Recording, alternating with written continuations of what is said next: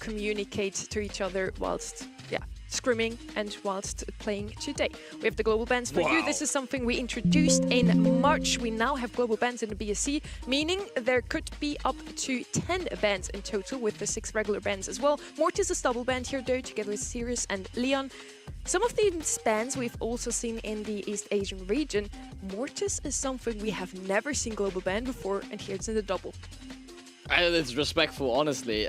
With both EMEA teams, I think there's something about this region compared to East Asia. It's a lot more strategic. They don't like chaos in the mix. And Mortis in his current state is an X factor. And taking both teams respecting that, taking it out, I think that's completely understandable. I think looking at the maps as well, it makes a lot of sense why Mortis is kind of valued so heavily between both of these two teams. And yeah, it does leave Crow quite widely open. So I'm kind of looking to see that particular brawler banned more frequently than not in the regular bans. 95% siding with Humble. And I don't think, under the circumstances, that's the wildest of things, given that this is Big Talent's first monthly final. It is not too surprising, but Big Talents did beat some very big teams before. They could cause a pretty huge upset today if they so want to. And if they do win their quarterfinal number 1 against no one other than the former world champions, than the March monthly final champions, Humble, it would be a big upset. They've already upset one team here, Novo Esports, nowhere to be found. And Big Talents were the executioner for that, beating them 3-1 inside the qualifiers. And to think about Novo's performance in the last monthly final, how well they were doing, they almost were able to bring down Humble. My math is like, if Big Talents can beat them, which is a team that almost beat Humble, in theory, they're pretty close. And I think many forget that actually Big Talents almost made the February monthly finals. It came down to basically 3 consecutive base races in their qualifier versus Navi, and Navi only just scathed their way into that monthly final. So we could have seen them in February, but they didn't quite make it. So there are some chances for them to come back here. But it's Humble. So Big Talents came close multiple times before already to actually making it into a monthly final. Now they have the chance to show what they're made of. It's Humble versus Big Talents. Catch Arsenal versus Atletico Madrid live on Prime Video 5th of May at 8 PM. Some mornings matter more than others. You enter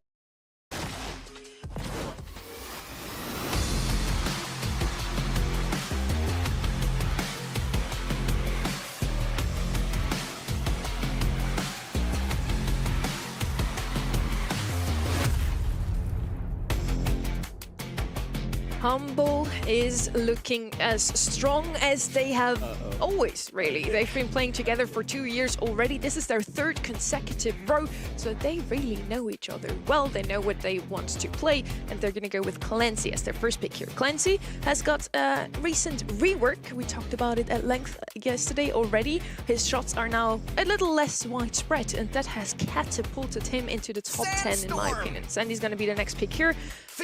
He has always been a mainstay on a map like this one.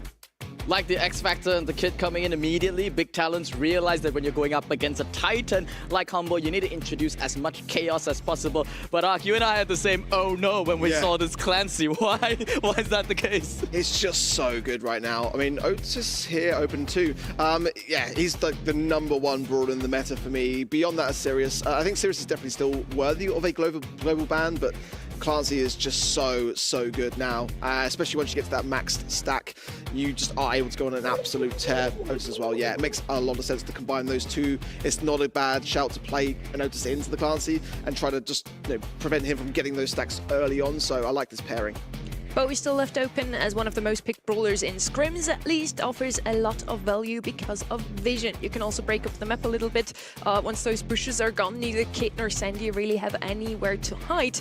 Let's see if they're actually going to go with that. Meeple, usually also a really good gem carrier pick, would also be an option here still. Janet, of course, has always been a super strong gem carrier because her kit is basically made for this mode. Can always jump out of the way with a gadget, can just take it off to the skies if some danger approaches. So once Luki on the Janet has a super available, Kid comes close, he can just leave.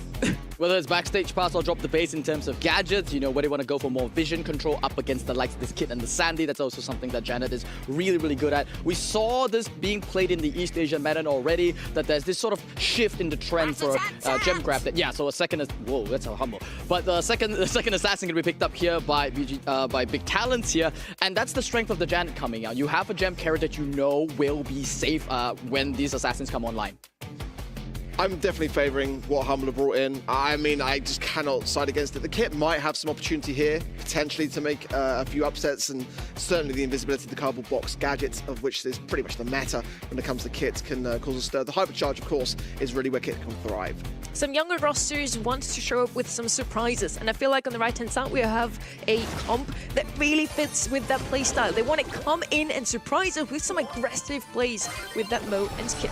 Let's head into our first map of the day, Double Swoosh. Big Talents looking to make a big entry and potentially a big upset here inside Double Swoosh. They've already locked down that left side bush. Ness is going to go down to boss though, and Ark, this is exactly what we're afraid of. This Clancy's almost at that top level. And it didn't take long, really, did it? Certainly the Kits made an attempt to shut Boss down, but as long as Boss is in a dangerous spot, I mean, he's only going to be getting more and more dangerous with those taps as well, and a nice amount of gadget potential. He's going to find Ness here as well, and the helping hand of Dompe, they should take care of him, but nonetheless, Luki with the gems, perfectly, they're going to take the skies. Yeah, I think it's worth doing that to keep hold of those gems to get some damage and, you know, be able to earn it back towards the end of the game. This double assassin comp working out so far for Big Talents, but Boss, as that big gun, big win condition is coming online. Kit though gets a good latch onto him. Kills flying abroad, but then Dompe is looking for another, taps down Luki. Ness wanted to pick up the gems, but with the rotation from Symantec, couldn't make it in time. The gems will still sit there. Boss will be able to go on the aggressive a bit more here. Be cautious as now Mine has got the drill and does take care of that right-hand side now as well. So pressure being applied here to Humble. They found the Kit though. Ness is going to be exposed. So Symantec's aware of him, and a bit of a lane change now as Boss has got those max stacks on that Clancy. Swapping over to that right lane. It's certainly a better lane up against Mine, but still not the easiest one to get into, especially without the bush control. And Big Talents, in an unexpected way, will be the first team to enter the countdown. Now, can Luki, oh, he's got to evade that. He's been forced into the skies now, which might not be ideal, especially on that low HP. Symantec pops there, an early hypercharge as well to try to get an advance onto Dompe, but Ness comes in for the support, and it looks to me like Humble are definitely much more in trouble. This will be a slight reset. Big Talents got 10 seconds to hold on to these gems. The Boss even tried to fire the super, but Mine with a quick stun onto him. Both these aggressive assassins in the front line taking down all the advantage there, and Dompe can just sip coffee in the back. He knows he's got this game in the bag. Wow, an upset first game is got to be said, but Humble are still in this set. They can make some adaptations. They did a bit of a late lane change in that last game. Maybe they'll start this one off in that same format with Symantec on the left, as Boss was struggling to really handle that line. Although he did get quite early off the mark with the Clancy. Looks like they can actually double lane this left-hand side. That's kind of interesting. This Kit. Now Ness should go down, yeah, as quickly as that. That's really nice. Boss unfortunately couldn't really capitalize on that gadget. Would really want to get an early level 2, but that double lane gamble that they did on the left lane will secure them full gem control inside the mid. But with this Kit coming back and Dompe surging forward, Ness is looking for a jump here. He wants to go for either Boss or Symantec, but if they keep holding hands, it's not going to be a good target.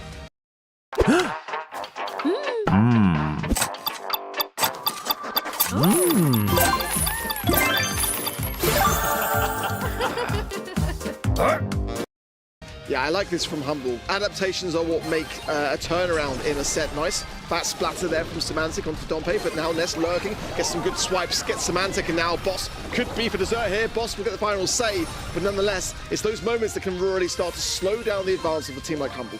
This double assassin comp is shaping up really nicely for the side of Big Talents, but they are being pushed back all the way inside that right side of the bush. Mine has farmed up his first super of the game, but no good targets to go for. Luki's already got a super online, and Humble continue to aggress there, but Boss there, overzealous, popped the super when the Kit was ready with the jump. They still retain some control though. Symantec's going to be outnumbered here. Mine gets some good taps and now has the drill. Luki, of course, can still take to the skies, but got to be cautious where he lands, as now Ness does have his super. Can jump straight onto his head. I like the aggressiveness, though, of Symantec and Boss, as now Boss can be so dangerous. But look at Luki on the bottom left. He is being advanced there by Ness. Can be cautious. Ness gets the connection. It's the follow-up there as well. Boss will be able to take care of it just in the nick of time. That was actually a good play made there by Big Talents. They needed to take out either Symantec or Boss. And with the Sandstorm now being able to push back the entirety of Humble, Big Talents have regained full control of the gem mine. Semantic Hypercharge, lovely stuff there onto Ness. Couldn't do anything at all. That mute will also stun, so it's going to give Humble some time in the mid. Boss will just take one himself there, as they are split slightly with Humble, as they are, though, on the other side of Big Talents. Ness still dangerous, finds Nuki. Nice backstage pass. Ness going to be taken care of by Semantic, and Humble should be able to survive on here, but the battle for the mid continues on. They do need this gem. The next one should be spawning on the side of Big Talents. Domp is going to make a big run to get there, but Luki commits the Hypercharge super onto Janet. Being able to rain fire from above brings down the gem carry on the side. Mute flies across the board onto Mime, stopping that super from coming out. Ness gets the stun there onto Semantic, but there's no support for it. They managed to bring it down. Now 11-11, the game is still completely tied up. Yeah, Luki getting that super is crucial. Boss for Hypercharge, a huge Hypercharger. That finds 2. Mine just going in the Hypercharge himself. We get 2 gems, though, and that's massive for Big Talents. Mine was completely outnumbered, but came back with the goods. Overextension there from Boss for sure. He's just feeling himself too much there with that super. Over-aggressed and didn't respect the power of Mine's Hypercharge there. Now they're going to be continually punished by Dompe. There's no way to scout this one out and stop Mine in time. But now 13-13, Big Talents, they just need to pick up 2 more gems to get to 15. Now Humble need to stay on this mid. The remaining gems to come, but Ness is the Hypercharge and Boss will fall as well. Ness going to find Luki on the fall, but then Luki takes the skies, and they've got to find the resets. Humble are in trouble of losing a set. 15-16 gems now on Big Talents. There's no way for Humble to secure a reset here. Mine's even got the super. Boss has to do basically the impossible. And yeah, Mine's already taken underground into his little mine. An excellent first set for Big Talents. Well, that's a way to start the day in EMEA, isn't it? And yeah, so Spoo's predictions, you write the script, you say, for certain things like the trivia on the event site and maybe some of the storylines here and there. Did you write the script for EMEA today? Because that's not what we expected us to start. Ark, slow down. I know what you're trying to do. You're trying to jinx the other team and make it sound like, all right, don't worry about that. I understand what you're trying to do. Semantic does it all the time. He said that he told the social media team, prepare a losing graphic. Well, I don't know if this is what they meant, whether it's just losing a single set or the entire series, because this double assassin comp, you said that you favored, you know, Humble's comp. I agree, it seems more coherent on paper, but that's the chaos factor that comes from Kit, that comes from the Mo. And all of a sudden, Semantic doesn't look as confident anymore, does he? Big Talents actually are stepping up here, making their mark. Like we said at the beginning of the show, we have some new contenders in the race here with Novo and Totem not even being here today. Teams like Big Talents are where it's at today. Really wonder now if Humble is not just going to take this as motivation to grip even harder, bite down even harder and take that next set. It's going to be Dueling Beetles, which has been a really good map for Humble in the past. Hey, has there ever been a map that hasn't been a good map for Humble in the past? Good point. I mean, they are the 2024 World Champions after all, and in that year after that remarkable run, they've just been at the top of EMEA. But this is what I was afraid of, right? When you're going up against these teams that have nothing to lose, they can pick questionable drafts that even I don't understand. Ark doesn't understand how it works, and then it just works because it just plays like East Asia. I think some warm-up time for Humble. I'm sure that they will come back in this set one way or another. I don't think necessarily in upset territory just yet. It is the first set, but nonetheless, it's a statement. It is a statement indeed. And once more, we have a super funny story, I feel, on the side of Big Talents. We have one of the players who has played in the BSC before, in NA. He was just on holidays there and played the BSC for fun. Now he's also making a mark here in EMEA. Getting at least a set against Humble is already something you can, write on your CV, hand in, your job is gonna be secured. We're now heading over to set number 2. Dueling Beetles. Once more, a map where you usually play some close range brawlers unless you open up the map completely. It's something we see quite often at the moment. Ruffs as first pick, open up the map, and then you can still play something like Pierce. If you have Humble against you, banning Pierce is the way to go. Luki probably the best man on this brawler. So with Pierce banned out, they're going to go with Otis first pick instead. Buffs is actually banned out by Humble themselves. They probably saw that one coming. They do not want the map opened up. Could also hint towards a later thrower pick. Ziggy, super strong in this map, also banned out, but there's still some other options. Barry is someone we see very often. Humble opting to go for safety once again. Don't want to really show too many of their cards. Otis has become a mainstay in that position ever since it got the balance changes some time ago to just become such a ridiculous damage dealer that it also fares well with range. Now, on the side here on Big Talents, they're going to lean out with this meeple selection, potentially setting up for some kind of thrower shenanigans that could come in, or if they want to, just play with the rage quit and get some sharpshooters in. It's also a very versatile brawler. Clancy still going to be open here. That's the dangerous one to consider. I gotta say, Luke can still have a very good place on this map. Also, Pam can also come in from time to time. But it's a bit of a cheese strat that could go the way if, Big Talents want to bring in something like a Grey and sort of cycle those teleports onto the map. Penny to come in then for Big Talents. This could be the Clancy pick for Humble if they choose. Do they still feel strongly about it since dropping that first set? That's the question for me here. Definitely still some options here for them, but that's my biggest concern is the Clancy. For me, that Penny just screams either I want to have a thrower on my side to get rid of the turret once she has farmed it, or I break open the map. But there's two metal walls that you can't actually break down, so brawlers like Penny will always shine them up like this one. Still, there's the thrower that I talked about. It's not going to be buried this time with Herbal Tonic. Barley, of course, can also drop some heals, but he does a significant amount of damage, a bit more than Barry, so they are just looking to make sure they have the damage in case Big Talents decides to pick up another tank. They had Mo and Kit in the previous set. I think they like to play aggressively. 100%, and it's the way to go when you're up against a team like Humble. And I was thinking to myself, Humble needs something to wrap out the comp that's probably, with something with a bit more permanence. They've already got this Barley Otis set up for the control side, I think covered all those bases, but they've got nothing to really punch its way into the center. Now, on the other hand, though, looking on the side of Big Talents, I wouldn't mind, a tank selection still for them. I know they've still got an Otis on the board to contend with, but they do need something to dive that Barley. Interesting for me as well, they may choose to deviate away from Clancy here because obviously in Hot Zone, you haven't got as much time to get those stacks. So it could be that despite being the strongest brawler in the meta, teams are really kind of valuing where to bring it in, and it's going to be Stu as the final pick then coming in for Big Talents, a brawler which works exceptionally well here. It really, really does. And I think normally Speed Zone would be the ideal, but you can choose to wall break as well if they choose to get rid of some of these bushes. They can get an advantage point to do so. Could be an option, but the Meeple's there already. So you can expect that Speed Zone to allow the Penny to land more shots. Do those returns before it's too late. Join millions of Starling customers. Good with Money starts here. Amazon brings the UEFA Champions League. Arsenal versus Atletico Madrid, Tuesday from 6:30 p.m. The UEFA Champions League. It's on Prime. Super exciting draft here from both sides. I feel like it's a winnable draft. Can Big Talent extend their lead here? 2-0 for them would be huge. Big, I'd say. And on the other side, Humble really is looking to even out the score and then after that just roll through. We'll see what's going to happen. more coherent approach here coming in from Humble. All of them on comfort brawlers, I might add. Boss being one of the best Kenjis in the whole world. Yeah, Lukey being one of the best Barleys in the world. Samantha just loving his Otis. Big Talents though, this comp for me is one that requires a sort of higher level of execution potential. They do need to get Ness's first super, start to get the wall breaks down. Otherwise, there's really no solution for Lukey's Barley.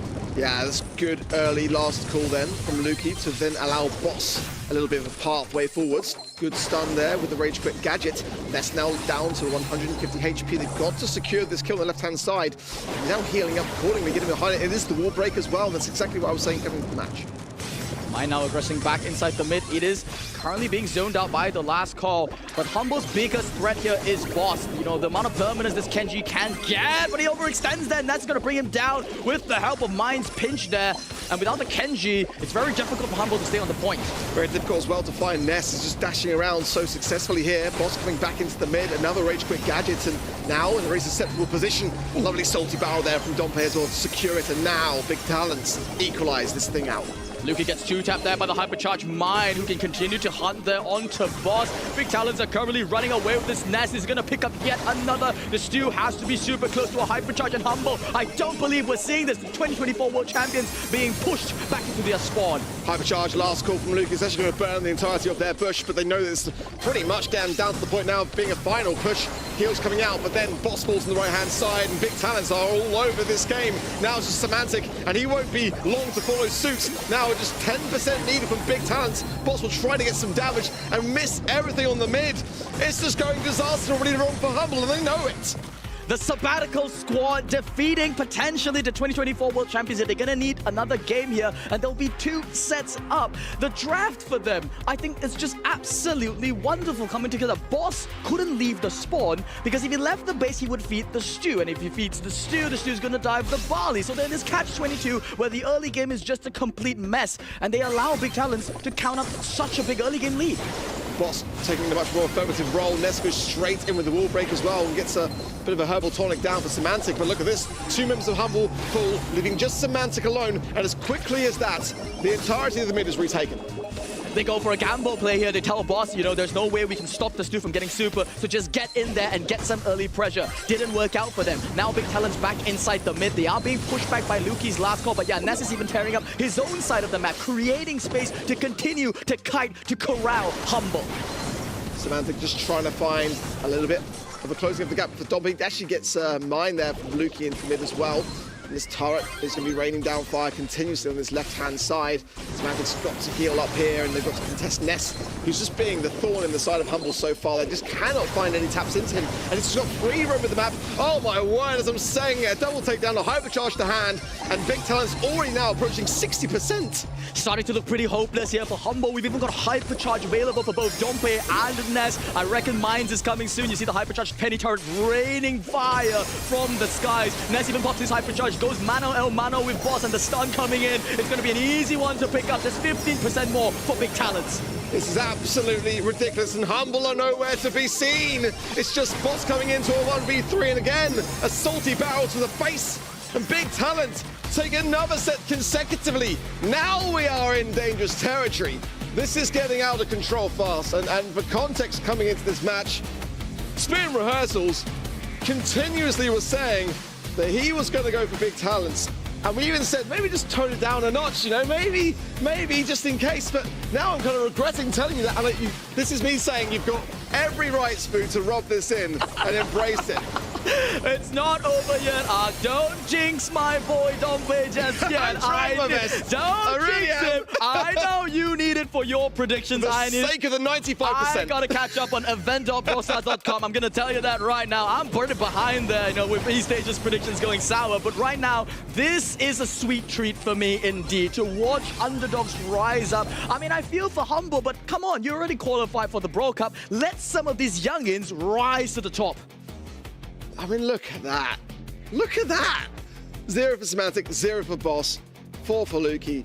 Just a complete outdraft. Not a single moment in that set. It felt to me like Big Talents were out of control. It's just disgusting. Whoa.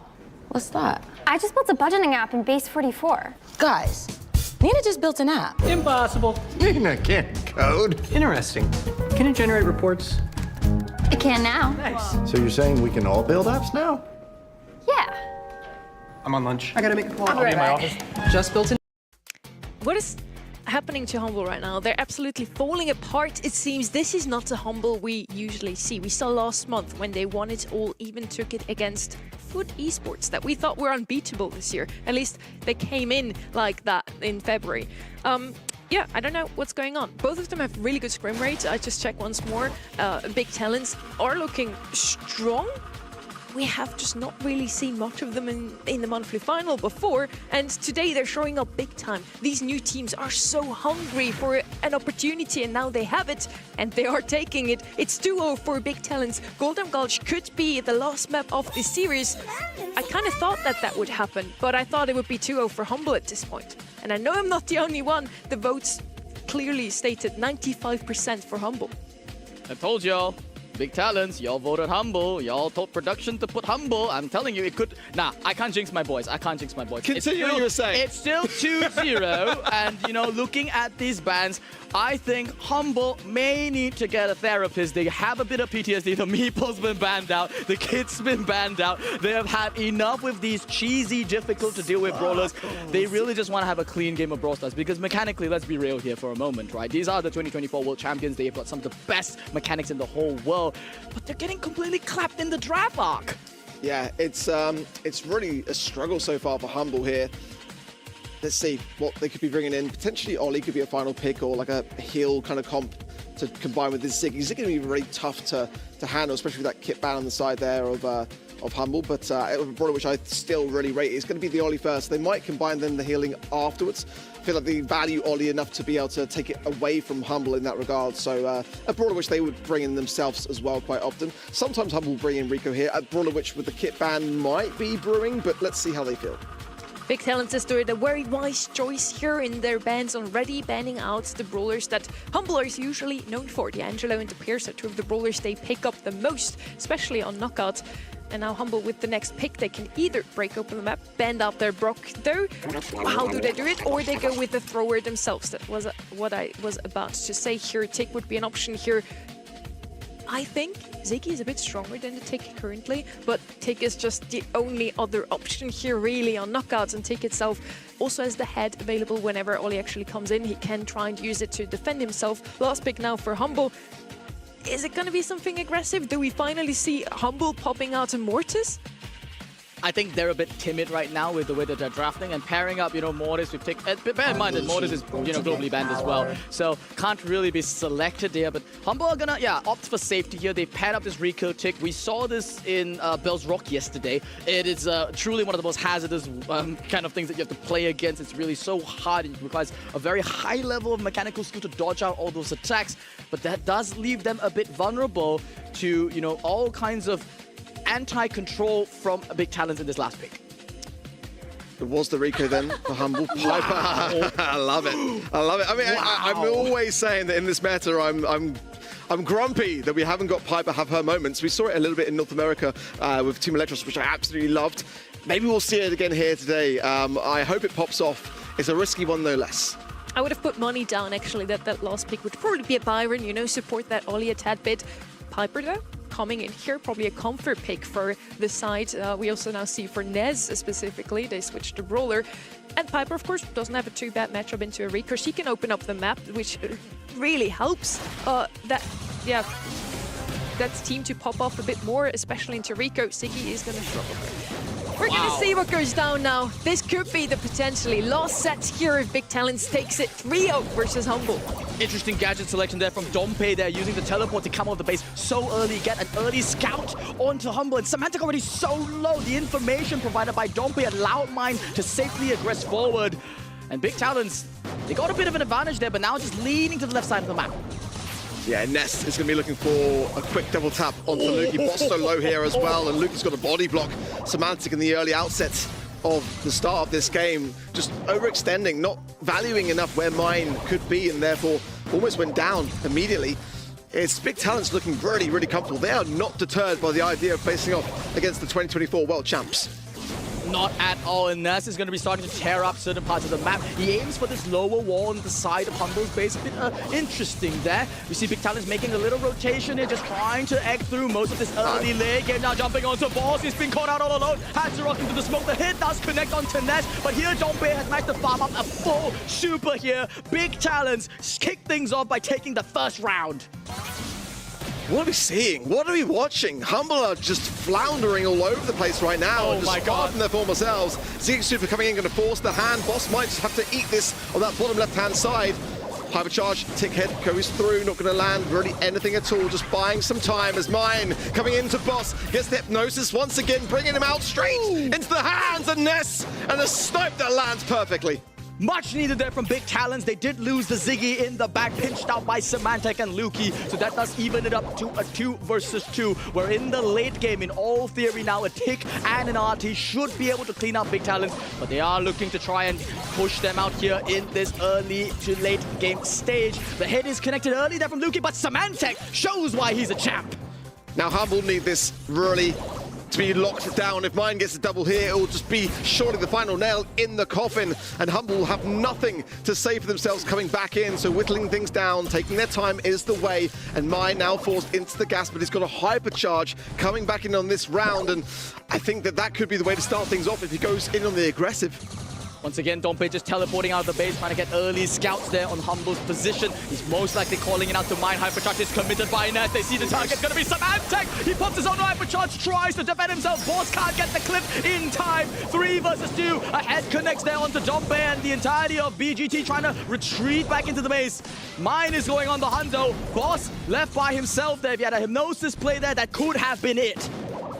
Now Big Talents, they can just take their time with this. They know that they are thoroughly in control. They just need this round so they can exacerbate all of their utility here. Boss trying to find an angle, trying to land some shots onto Dompe. Nothing is working. Luki with a tick head coming forwards on the right-hand side, immediately shot down by Ness, but a super away might be an opportunity here for Humble, but Boss cannot go down. He's going to be so cautious of Ness and these sniper taps.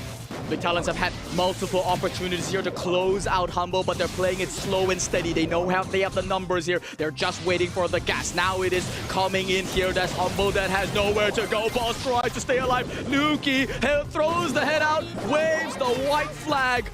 And I don't believe I'm saying this, Ark. Guess who's at match point? I can't believe I was saying this, Boo, but it seems that you were right. And I don't take that lightly.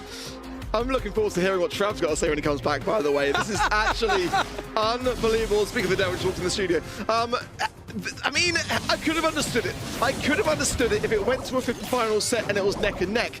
But this isn't even close. Humble are not even in this conversation. They're all over the place, not working as a unit, and their drafts are just not supporting one another. I mean, Tick, I get it. It has had some results. I think Linan was mentioning about that, and some comments on social media that saying that he was bringing it into qualifiers and why, and it has had some glimmers, but it's just not helping Humble against this pressure. Dompe! Almost getting the double kill down to Symantec, and Luki does indeed get one. The hit will be chasing down Dompe, but it is taken out there. Luki almost getting clipped there by the Eye of the Storm. But wow, Dompe just finding all these aggressive plays. But now what can the Tick do here? It's got to be Boss alone, having to handle everything again, down to 980 HP, and 2 taps there from Mine, again getting inching closer towards getting that Hypnosis, and now in a 1v3, you've got a Tick. Of course, you've got nowhere to go but the gas. The yesterday's meta that Humble are trying to adopt here, drafting for safety, being completely decimated by a newcomer in the form of Big Talents. They've been drafting sharp, they've been playing even sharper, and they just need one more round to eliminate the top seed of EMEA. I mean, we were saying that Humble and Foot could be the grand finals match to determine the seeds. Who would have thought that it could just come down to Humble losing this in the quarterfinals? Then Foot have only got just to win their first match. Mine coming in and shut down this time by Symantec. The legs are exposed and Ness is tapping away. Now down to 804 HP and Dompe low as well. This might be at least a round here for Humble. The last round is always the hardest for Big Talents. If I were them, I would be nervous as well. They can taste victory. They know the comp works. They just need to play it a little bit slow, and it's going to start this round out with Dompe popping the Storm here, zoning out the left side of the map. That favors Ness. Luki falls! That is a huge one for Big Talents, opening the floodgates. Dompe goes aggressive. One more tap on Symantec would have done the trick.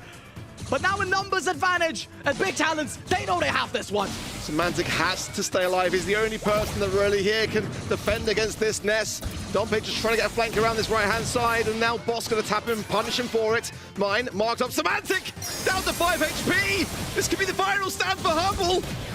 Boss now pops the hypercharge. It's desperation plays coming from him. Symantec desperate to get a hypercharge. Dompe just gonna be escaping out. Mine almost falling out there. Jump up. The door is from Mine. Unreal. He gets out with the hypercharge there. Dompe is still being pinched in the back. He gets 1 kill, and Symantec falls with a gigantic applause.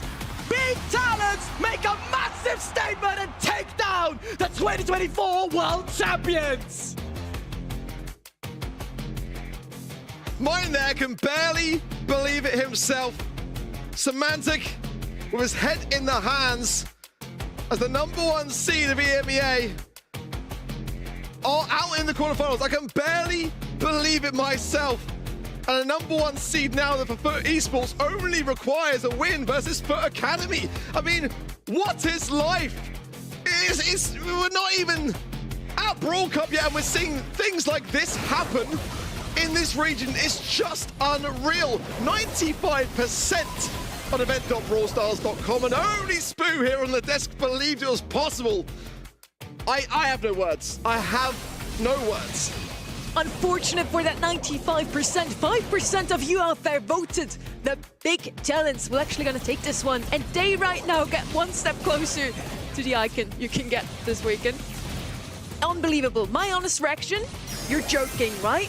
This didn't just happen. I'm dreaming I'm going to wake up and get ready for this broadcast all over again. This is heartbreaking to see Humble crumble like that. You see it in their camps. They did not expect it. And I can only explain this with they underestimated their opponents. And you never do that. Not even a team who has never played in a monthly final before. You don't underestimate your opponents.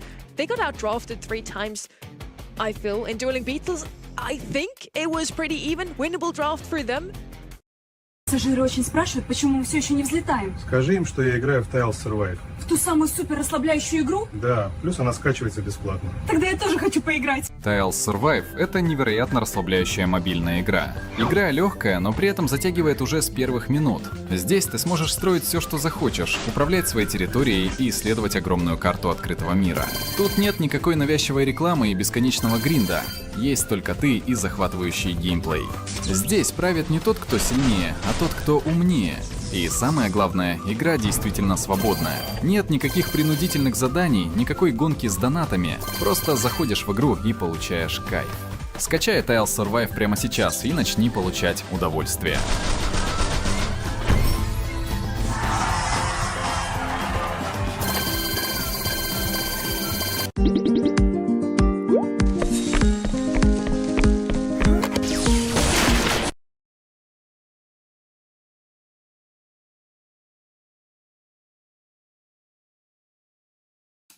What is the back market promise? It's a commitment to quality that begins way. But here in this last one, leaving the Ziggy open there, Ollie, it was a perfect draft. We didn't believe in the Piper too much, I feel. We were kind of looking for a Byron there, but it worked out perfectly. I felt it was a bold showing from them. Byron would have been the safer pick, the more methodical option. But Ness probably said, give me Piper and I will clap these 3 world champions and show them why. Yeah, they're just rusty unks. They should retire. You know, who cares if they're the number 1 seed? But that's what he did with the Stu, you know, all these flashy brawlers. He did so well. And my boy Dompe. Show it to the camera. Like, you've got your phone out. At least show the camera that there's your prediction. I voted. You got it right, Spear. Well done. Event.brawlstars.com. That's me. Spoiler for the next 2, but yeah, I'm gonna get it all. I'm gonna get it all today. Good job, Spoo. And yeah, I even had the production being like, what's happening, Sonny? Can you explain this to us? And I was like, you know, this happened once before. Spoo voted for all the teams opposite from what we voted on. No, and they ended up winning. I voted the right team, not the they opposite, ended up the winning. right I think team. it's Spoo's fault, honestly. You talking about me jinxing it? You're the one that's jinxed it. It's only the beginning. They're gonna go all the way. We want to have one last heartbreaking look at where they were standing in the leaderboard coming into this today. And Humble and Foot Esports are still playing for seeding, also for the Brawl Cup. Well, whoever gets farther today will actually take the number 1 seed in EMEA right now. If Humble and Foot Esports drop out in the quarterfinals, Foot could still only take 2nd seed as Humble is leaderboard number 1 right now. But I assume Foot will beat Foot Academy. We'll see if that actually is going to happen today. Everything could be changing. But yeah, Big Talents coming in as the 13th seed, Humble as the 1st seed, and 13 beats 1. Unlucky for Humble, really. 13 is their unlucky number today. We're hoping that this is going to be a one-time occurrence, obviously, for the greater plot line here, but that does basically allow Foot Esports, as long as they get to the semi-finals, as long as they beat Foot Academy, they will take that number 1 seed. How important is that number 1 seed in the Brawl Cup remains to be seen. We have to look at other regions, how it's going to go. But for me now, we gotta focus our eyes on this upcoming matchup next. Na'Vi versus SK. I voted Big Talents and I was 100% confident they would win. This one, I'm not too sure. This one really is a 50-50. By the way, we will show you an updated Brawl Cup graphic also at the end of this show. So stay tuned where Humble and Foot Esports will end. So Humble at least is still secured for the Brawl Cup, but this must hurt. We get Trev on the desk. How's your heart rate right now? Yeah, I was kind of watching from the side, and like it wasn't even close. Like they 6-0'd them. They didn't even get a game. It's like, how did the #1 seed drop into the number 12 seed in the first round of EMEA in April? It's absolutely crazy. I think it goes to show what we can come to expect from this region. A little bit of fun fact with Sonya on the sidelines as well. The last time Humble got 3-0'd, that was World Finals 2025 in the Grand Finals against Crazy Raccoon. That was the only time they got 3-0'd in like half a year. That is incredible. So you're saying Big Talents is as good as Crazy Raccoon? Yeah. Which basically, they won monthly finals yesterday. So Big Talents today are going to win it all. I mean, honestly, if Big Talents can beat Humble, why not? You know, today anything can happen. Navi versus SK Gaming is going to be our next match. It's hopefully not a 3-0 sweep once more. I do think this is one of the closer ones that we have for you in store in our quarterfinals. Yeah, I think for me, both of these teams are going to be pretty happy about that prior result, to be honest with you. I don't think, regardless of how good Big Talents looked, I don't think like any day they'd want to face it off against Humble instead. So both of these teams going to be pretty happy about that prior result, but obviously SK against Navi, bit of a grudge match here as well. A little bit of history between at least a couple of the players on these rosters. So big things for both these teams, and now it gives them a huge opportunity to have what looks to be a little bit more of a free bracket through to the finals.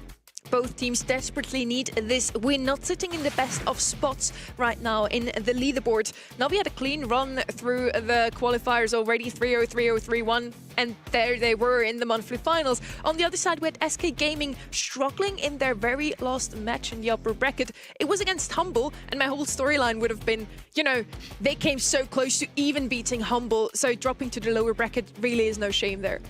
Yeah, now I'm a bit worried because if that's the Humble that they were almost beating, then sorry, I'm not that impressed, if I'm going to be honest here. But being realistic about SK's bigger storyline here, I agree. They absolutely need this win.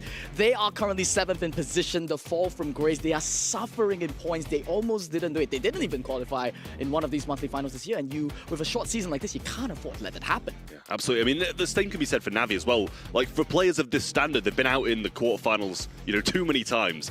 So they're looking to improve on kind of what's been happening over the past few months. Both of these teams desperately need the points to try and catch up, and with Humble losing as well, it kind of bridges that gap a little bit more for one of these teams to rise up the ranks. SK Gaming unfortunately did not even qualify for the monthly final in March. Now in April they have a chance and they face up against Navi to hopefully redeem themselves. Trev got to sit down with a fellow Brit, so let's hear what Navi thinks about this matchup. All right, Enraged, going into the April monthly finals, how do you feel your preparation's been, and do you feel ready to compete on the biggest stage? I think we prepared well. I don't think we prepared a lot though. I think SK have 4 times more scrims than us, something like that. But I still think we're pretty confident that we'll beat them. So talking about SK in this monthly finals, obviously you're facing them in the first round. As you said, they've prepared that bit more than you. Do you think that helps you, gives them less insight into what you guys are going to be doing? Well, I'd say it helps us because we can look at their data and see what they pick and win with. But for us, they don't have much data to use, so they're kind of going in more blind than us. Yeah. Do you think you've adapted to the kind of current meta after a few of those balance changes hit? Do you think you guys are ready to, you know, be able to draft and play to the highest standard? Yeah, I think we have, and I think where we haven't, we've cleaned that up with global bans, so we should be fine. Starlink's been asking listeners for their habits that make them good with money. Check your balance. The more you check, the less scary it seems. Separate your fun money from your serious money. Think of payday as pay all your bills day. Hello, Starling. How can I help? Can I cancel my card? Ask for help. Split bill. Top up your spaces. Starling, good with money. At the Gym Group, we've got loads of top quality equipment for the 10 eggs for breakfast group. From just $15.99 a month with no contract for the super savvy group. And of course, the Jelly Legs group. For every group, there's the Gym Group. Pretty confident, I guess we are. We should be fine. Scrims are a big topic in this matchup here, and this is also the reason why in the end I signed with SK Gaming. I truly believe this is a 50-50, and SK has not looked their best this year so far. Not like they looked last year. Last year, it was always kind of either they win the grand final of the monthly final or they drop out in the quarterfinals. I think so far this year, it's only been at the bottom, you know. Can they come up again? But yes, they scrimmed 4 times as much as Enraged has already said as Na'Vi. So of course they're gonna take this, right? It should be fine, in the words of Enraged. He didn't seem, Trav, yeah, the least sounding confident person ever, I think. But I think that's just his personality, to be honest with you, though. Like, I think he's quite a quiet guy. I can't tell if he's trying to be humble here, but the folks at home seem to favor Enraged in that assessment that they indeed should be fine. 61% of you voted on event.brawlstars.com, and I hope you guys get it right, because you can get some nice drops from that. And you can't blame them. You know, Na'Vi has qualified for all 3 monthly finals so far. They have never actually made it out of the quarterfinals, but that's still looking better than what SK Gaming has shown us. Both of these teams, as I said already, desperately need this win because both of them are just not where we expected them to be this year. Yeah, this is the thing. Listen, Na'Vi have been making monthly finals, but you know they're expected to be doing just that. They're expected to probably be like a semi-final caliber team around that mark, but they haven't been getting through. Yes, they faced against Heretics last month, which is a difficult matchup in itself, but they managed to get that to a 3-2. So regardless of how, I'm not going to say easy the bracket that Na'Vi had was, because I believe they were, you know, lined up to face against Reply Totem, who got knocked out pretty fast, but in comparison to anybody else who qualified, they absolutely had it easy. So I'm not going to base too much off their qualifier performance as to how I expect them to come into this one, but they went 3-2 against Heretics last month and surely have improved with time and synergy over the last one too. Yeah, I'm not used to seeing what I'm seeing on camera, actually. Naui and Jeru now on different teams, former teammates clashing together here, both trying to prove that they can break away from that all-Polish roster and also succeed on their own. Regardless of who takes this, it's an important one for them. It truly is. Let's see who will be it in the end. Na'Vi versus SK Gaming.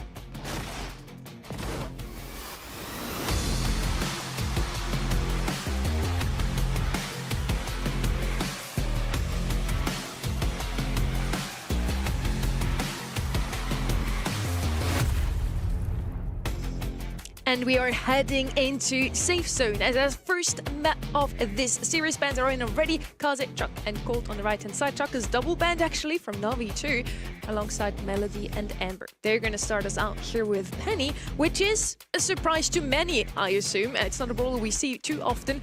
If we ever see her, it's on Heist, and Safe Zone is her best map. She was actually the top most picked brawler in the recent scrims. Why is that, Spoo? It's got everything at this point. After the recent balance changes where they kind of adjusted her stats, she's become a staple in the sense that she's decent up against tanks, she's decent, you know, as a win condition, set up that turret, and in Safe Zone, that's you know, sort of what you need. If you're not playing a dive comp, which as you can see from the Chuck and the Kaze and the Melodies being banned out, then you have to find a different way to play it. But SK though, they've got some ideas of their own.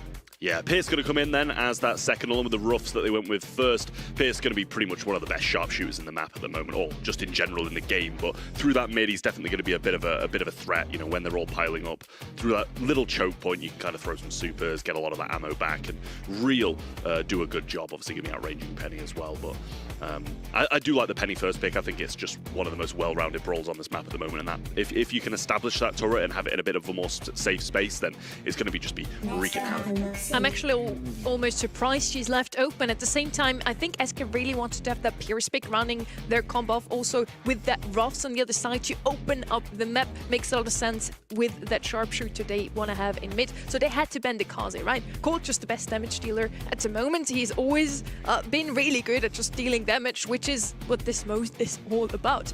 Nani on the left-hand side now, one of the best counters to any sniper, simply because of her gadget. Return to sender is going to be so good against Pierce. Last pick now. Wow. A sharpshooter on their own. Angelo's gonna come in, and he's of course super strong because you can walk over water. And that right-hand side closed off.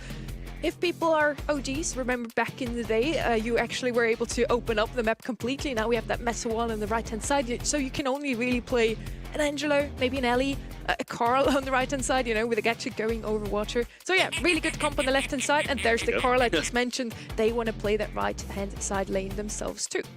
I can hear Pedro in my head. He's calling this out as an OG himself. He knows that this Carl is an option that functions very well as this middle between a tank and an aggressive brawler. I fully expect that he'll be running the flying hook gadget here as well, and you're crossing that window, the little water that you talked about, that to try to find opportunities to just blaze past this Penny, get into the backline and be really annoying. And this is the thing, right? It's opportunities rather than just being able to do it all the time with Angelo. You've got to wait for your gadget, play it smart, play it safe, wait for the right moment to do that. Otherwise, you can be punished heavily. So it's, you know, it used to be really, really good, that brawler, but taking that feel like a little bit of a backseat. We see it a bit less in this map now, but it can also put you in good positions further up the map if you're flying a bit further up behind those walls on the right-hand side. But into the game we go. Seems like SK are taking a bit of a back foot early on with Gero and Drage establishing themselves, and as we said, you kind of wait for your moment. You don't have to fly and hook in straight away, but a lovely return to sender from Gero, and this should be some damage on safe. Gero now getting that first kill off the game, already 10% in damage there. Probably from, you know, just a quick tap there from Drage. There will be the spillover damage. We're not really too sure how that came about. And Na'Vi here, breaking that 2x2. It's a huge tactical advantage there for Na'Vi, which, on the side of SK, they need to wait for Novi to get. Yeah, Drage still being deprived of his super, but then with that hit, as soon as I say it, he gets it. Salty Barrel plays down, OP taking some hits, and he misses a few swings of the pickaxe there. Yoshi having to fall back because of that as well, and already establishing this turret and having the control for Navi is huge for Drage on this right-hand side. Gave Yoshi that slight angle to be able to hit it though, so going to be pretty disappointed about that and not have that support from Gero through the mid, but Navi proving a bit of an issue on this left-hand side, not allowing the Angelo to move up. Dredge has to be so careful here. OP's already got that flying hook, gonna be going in with the tailspin there. Can't really clean him up though, and Range ends up trading it out within Gero. Made an opportunity there to jump into the enemy base, but chose not to do so. And Rage does manage to chip away and take away that first layer of shielding though. I mean, huge moves everywhere on the map from Navi. Drage re-established, they get the first crack and a bit more damage along with it as well. Turret re-established too. There's that Pierce super, but that doesn't seem like much value at all for me. He hasn't done a lot with it. The Penny turret raining down, and this second crack should be coming shortly. Returned to sender again from Gero, and this is just all Navi at the moment. OP forced to use a flying hook, and he sent himself to his death here to get the turret down, and he's back with a hypercharge one. Just cycling utility after utility, even the turret's hypercharge now raining fireballs from space onto this safe. There is no other available targets. The last bit of shielding stripped away, and Rage is even just gonna jump in. Yeah, pop the Angelo super there for damage. He's so cool, calm, and collected. He's so handsome, and he's playing absolutely phenomenally. I mean, I don't know if it's just me, but that was super, super worrying for SK there. They had no control whatsoever, really didn't look good for them at all. Drage dominating the right. Angelo was just there for the most part on the left-hand side, keeping the Rust back, and if your other two lanes are winning, that's completely fine. A little bit of a swap now for SK. They're going to send the Roughs over to the right-hand side and hope that OP can do a bit more on the left. But with Angelo being able to kind of traverse across this water, it's going to still be a tough one for him. I'm just gonna say it, this Nani versus Pierce matchup in the mid is the main problem that they're really facing. Na'Vi, you know, they don't really need to make any lane adjustments here. Drage is perfectly happy playing against Noe here. I think OPE is just calling it out, says, I'm gonna cause as much chaos as I can and trying to alleviate the pressure from you guys, but it's not really a big win condition. Yeah, he's just disrupting at the moment, and that's going to be a kill there as well. Break up through the mid to stop Carl from having that mid portion of the map to kind of hide behind when he does manage to get a bit further up the map. And Rage popped a super here as well. And in terms of damage, you know, the Carl went up and got more than what Navi have got so far, but still, you see he's in control of the greater map, and for the most part, it's been Navi. SK trying to make the move now. OP with some great dodges, finally getting a bit of a footing in this mid, but his other two teammates can't join him. It's a pure control versus control slugfest here. Yoshi's already fallen twice, and I expect that Gero, if he just keeps up this aggression, should be able to bring him down another time. Meanwhile on SK though, their breakaway play has to rely on OP and this flying poke. He needs to be able to get onto Gero and open up Yoshi to deal with Enrage instead.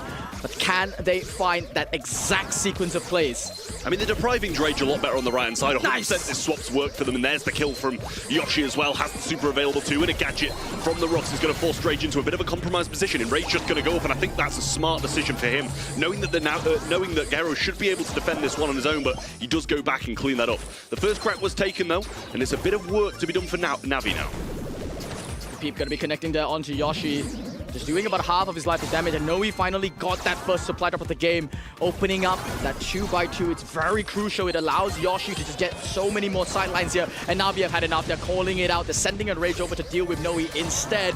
But SK Gaming, with only 30 seconds left, they just need to hold on. 100% doable though now. Salty Barrel comes out, and Gero actually has to go back. Hypercharge used from OP here, trying to get around this wall, and that's going to be really difficult for Na'Vi to be dealing with. And Rage doing so much work down the bottom side, though, should be able to get this first crack, but SK down to the second up top. Gero with a peep coming through here, and some more shots on the safe from Naui. Should tie this game up with only 8 seconds left. He survives on longer, and it's down to 29. A much better showing from SK Gaming in this one, and it shows how much just the one swap of lanes can do. You, just you, building your app on base 44. Describe it, and it's real. Classic EMEA, right? They find the perfect adaptation. I think they identified successfully that feeding Drage turrets with flying hooks is just not really the answer. It's not really the play there. You don't want to give the opponent such an easy access to their win condition. So I like that adjustment. How will Na'Vi respond to it? I mean, are they going to make some lane adjustments of their own? They're going to swap things up? Nope, they're just going to keep things exactly the same. And skill diff instead. Yeah, I do feel like Yoshi was doing a bit better in that in the Nani matchup in the mid as well in the previous one. So if Gero can get back to that same fighting form, then I'm sure Drage will be able to do a bit more on the right-hand side. But Yoshi doing a much better job of managing that one in the mid, just being a bit more patient and not overstepping. So we're back to this stalemate in mid, and OP doing a great job actually of being able to push Enrage back, especially when he's able to go over this water. It makes it a bit more difficult to get that position. Extremely difficult matchup in the mid, and as we can see, Gero is the one once again getting that first wall breaking up this 2x2. It's opening up sightlines, angles onto OP here, supporting Enrage. That no person in the mid is now safe from a huge tank from Inani plus Enrage's poison arrows. Waste of gadget there from Gero is giving Yoshi a bit of a lifeline to walk up the mid here, and a Ruff's gadget will send Drage back that bit further. Control in the hands firmly now of SK Gaming, but Drage just re-establishing himself, knowing now he has to walk around that center wall, and I don't think he's stepped past the back third of the map just yet, but OP on the offense now and just gets about as much damage as in the previous. It's really just mechanical difference here, and Oyoshi gonna be taken down by the Peep there now. 2 brawlers down on the side of SK Gaming. Tempo gonna be swinging completely in the side of Na'Vi's range. This is the exact same position in game number 1 that once SK was stuck in, they couldn't break out, but a great super there from Yoshi, plus another from Naui, gets them out of a pickle. Yeah, Naui I think first stepping a little bit further up for the first time in 2 games, to be honest with you. Enraged down back here though, and you know, listen, even if he goes down here, he's kind of held off for a little while, and they should be able to get some control back. Gero going up though, and actually got the hypercharge there as well. That's going to really disappoint him that he's wasted that. Drage has the super now as well. Pierce super to follow up, and a great shot along with it as well, just brings him down. Super available now for Gero, but that's going to be SK taking the lead in terms of percentage once more.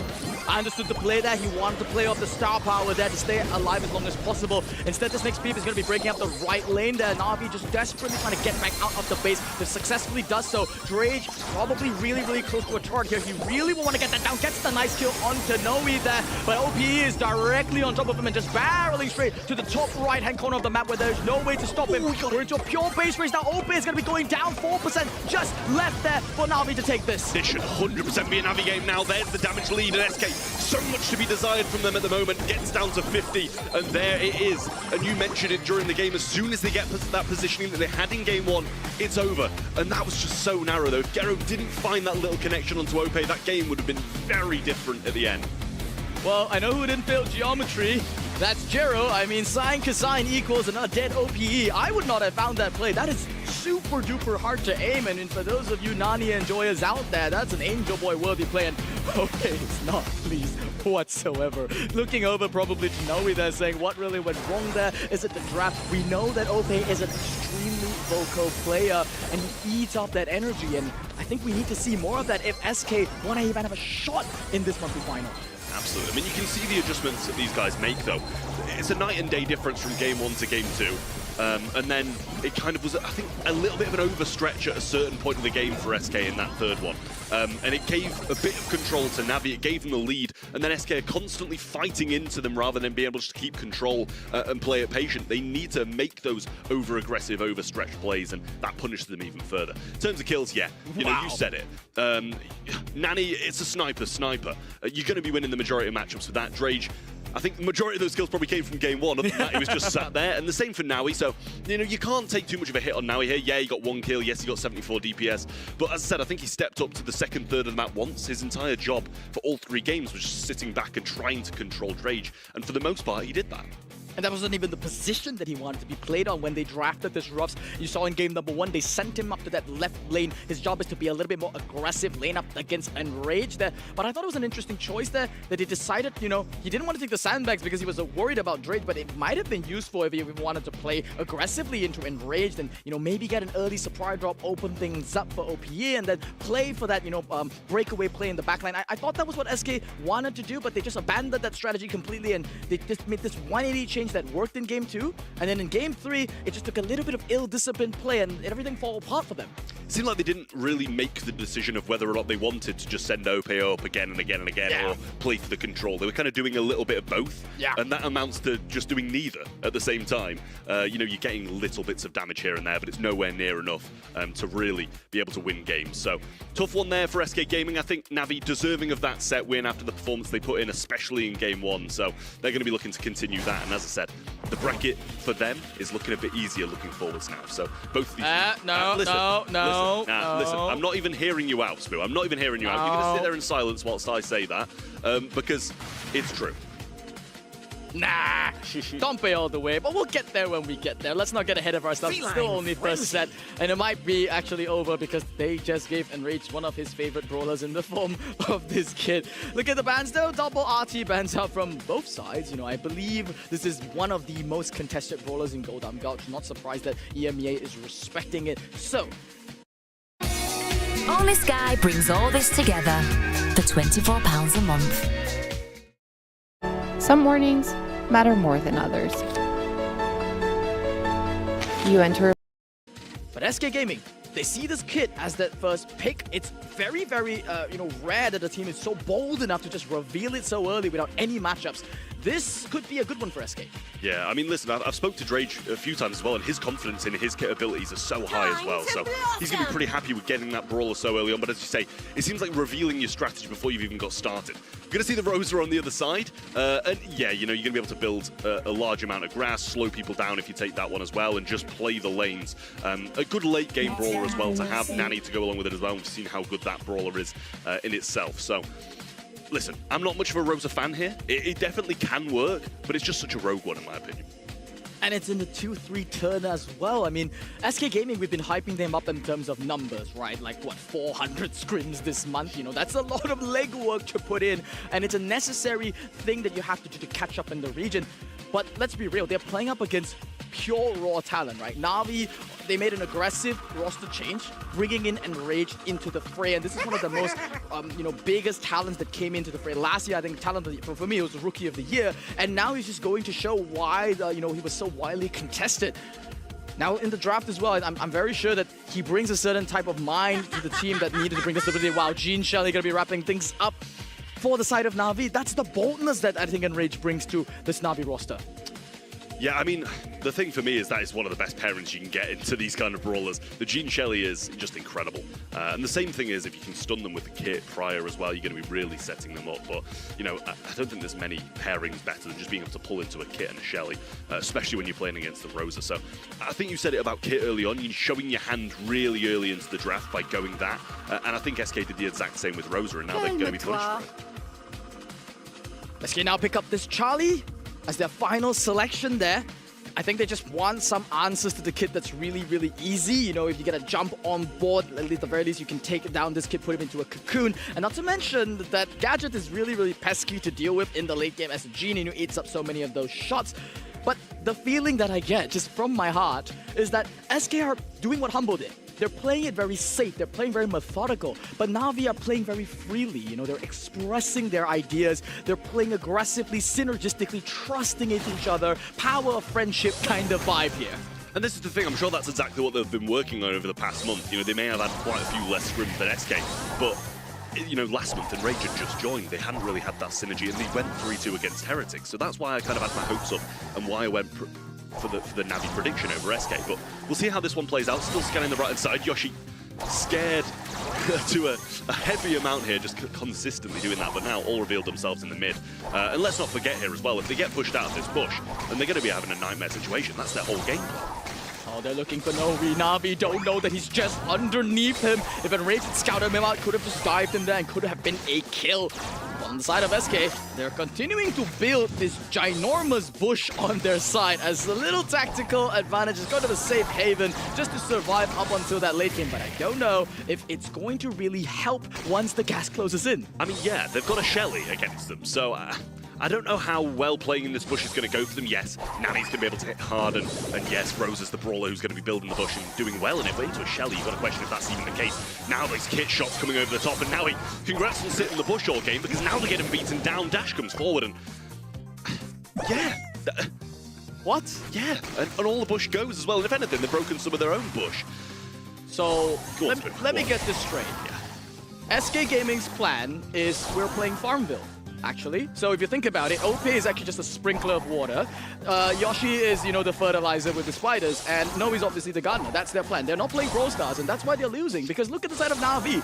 Kit, Jean, Shelly is what you've opened yourself up to when you go Rosa, Nani, 2-3, and a Charlie as a last pick. I don't even have much to add here tactically, because I'm trying to think of adaptations for SK, and frankly, with all the brilliant sort of analysis that I have, I got nothing for you of how to play this comp. Yeah, and if you don't, Spoo, we're all doomed. You're the person I usually ask. But Jean, obviously going to be able to scout out this bush pretty well, going to be able to have this pull. They've all three got supers, and now this Peep coming forward hits Enraged, and you know, he's just going to go back and heal, wait for the Jean to do something, and that's going to be the opening move for them, I'm sure.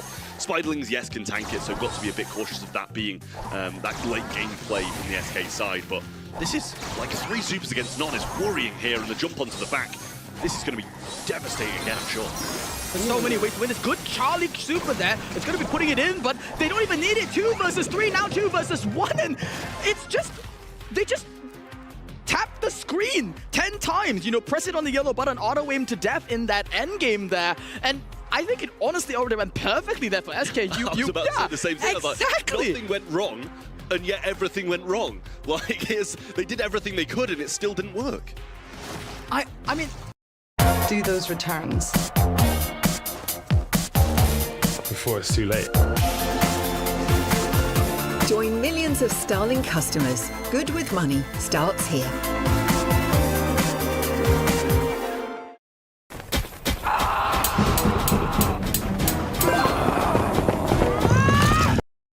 I have to postulate here a little bit. Did SK pick Rosa by accident and then they had to salvage this draft? Because usually, let me bring it down to earth a little bit. When you draft this type of comps that, yeah, you know, you build the bush, you try and build it towards the center. And then usually it's to set up some kind of a late game scenario where there's an unstoppable push or something.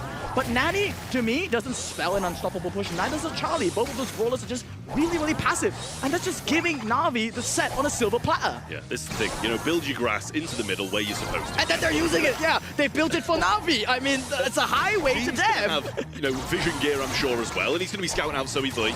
Yeah, I mean, I'm not gonna say anything like what's going on now. Now he obviously kind of quite clearly stood still there.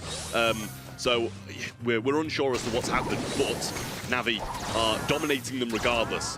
This is a real tough situation for SK to be in now, this 3v2. Nani pretty low and still scouting out is the Jean, keeping him that way. Pull available, super available, and I'm sure they'll just keep these for next round. My heart goes out to all the SK fans. I'm as confused as you are. I expected this to be a close one, to have at least an ounce of a fight, and they've lost the first set fair and square. That might have been a bit of a draft problem, maybe a bit skill issue. This is not a draft problem. This could be just, you know, the signs of, you know, just SK unraveling here. Maybe it was an internal conflict or something.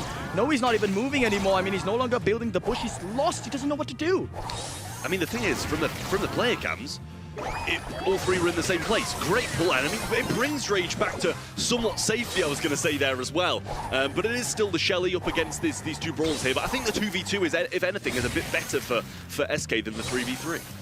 Yeah, this is the best position that they've ever been here, but they do need to scout out Enrage, maybe get a Cocoon there, pinch out Jero in the end game, you know, play that 2 versus 1 when it's just Enrage left on the table. This is signs of life there from SK set up by a pull, but Jero has something of his own. There we go, the Cocoon down to Jero, isolate the Gene, then bring him down here. He has no way to contribute to this. Enrage is left on a 2 versus 1. You've still got time on your hands. Smoke gonna be coming in, forcing Enrage, but yeah, I mean, if he wins 2 versus 3, I don't even know.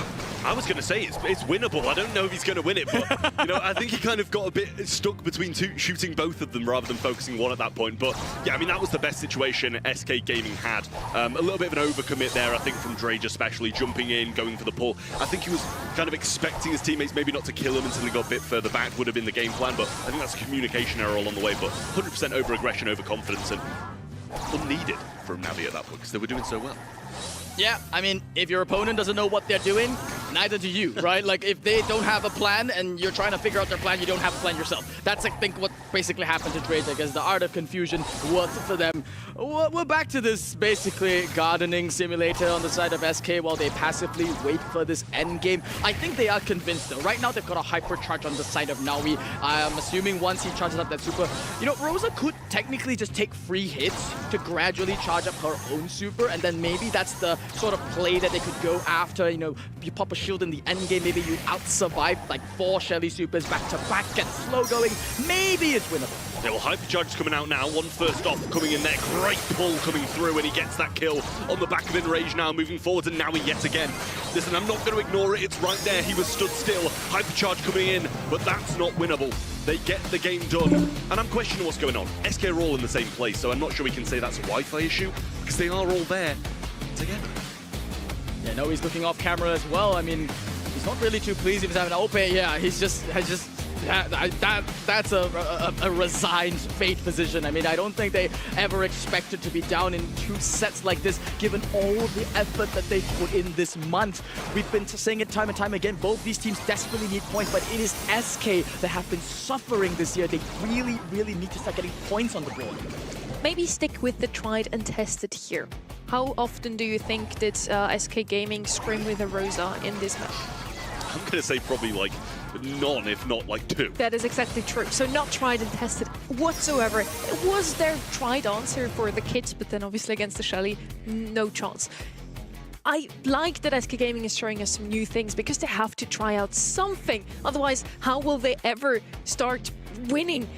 They're just not looking like themselves at the moment, or at least like we've seen them last year. They are looking like the SK Gaming of this year, and it just continues. In February, they already didn't have the best of starts. You know, they dropped out pretty early on in the first round versus CMM, a roster that we haven't seen in the following months anymore. So another roster that, you know, had made it into the monthly finals again. Kind of similar to what just happened with Big Talents and Humble, I guess. So maybe this is also the start of Humble crumbling. Who knows? But yeah, SK Gaming not looking too strong right now. 2-0 down versus Na'Vi. They need to change something. And I don't know what it is. Everything. Yeah. Everything? That's our answer then. Let's reset this. I mean, Sonny, you're a coach yourself. I used to be a coach. Trav used to be a player. In this kind of positions, what do we do? When you say flip the desk, flip the script, we're backs against the wall, we're down 2 sets. What's the motivation that you need to come back to this? I mean, I think it's a big issue in itself. Obviously, I kind of not aware of the draft as much as you guys, but that is the first thing that has to change. It is absolutely the first thing that has to change, because I'm not sure if that was a bit of a trap that was set by Navi there, because you said, oh, Kit, that's super early to pick that, but then they've gone Rosa, which, as you said, is their answer to it, but then they've walked straight into a Shelly Jean. So it probably was a trap set by Navi in the draft phase, but the draft is 100% the first thing that they've got to change, and that's the biggest issue so far for SK. Yes, that was the answer that I was looking for. Everything might be true to Spoo, but I also feel like the draft isn't really one of their strong suits at the moment. Despite scrimming more sets than everybody else, which is so surprising to me. SK Gaming, they really need to start changing something to really bring this back.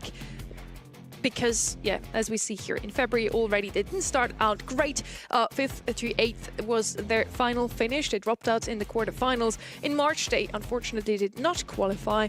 And now in April, they have another chance to prove themselves against Na'Vi.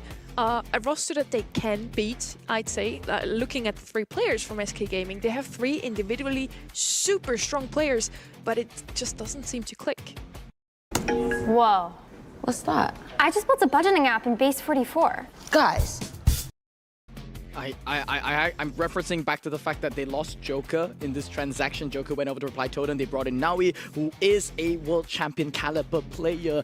On paper, as you said, you swap out one playmaker for another, it should work out.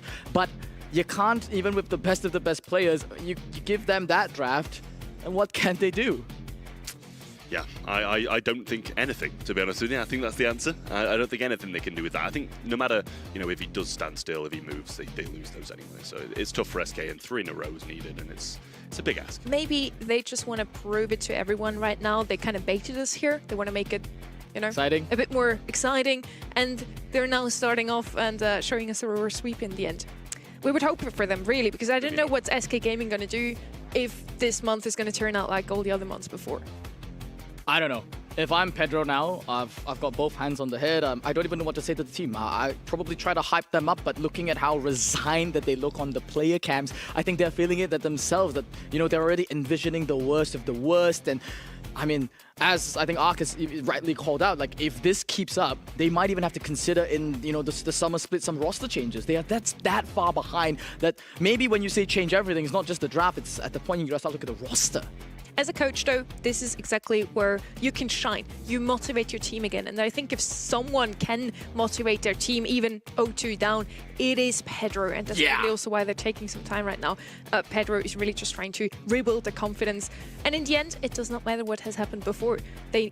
Coming into this day today, they need to win 3 sets against Na'Vi.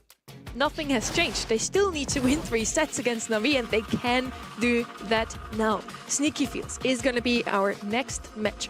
Potentially the last one if Na'Vi closes this one out in a 3-0, but we already said we don't want to see another 3-0. I want SK Gaming to at least make it close. Show us some fight here. Pull up your socks, and Brawl Ball is where it's at.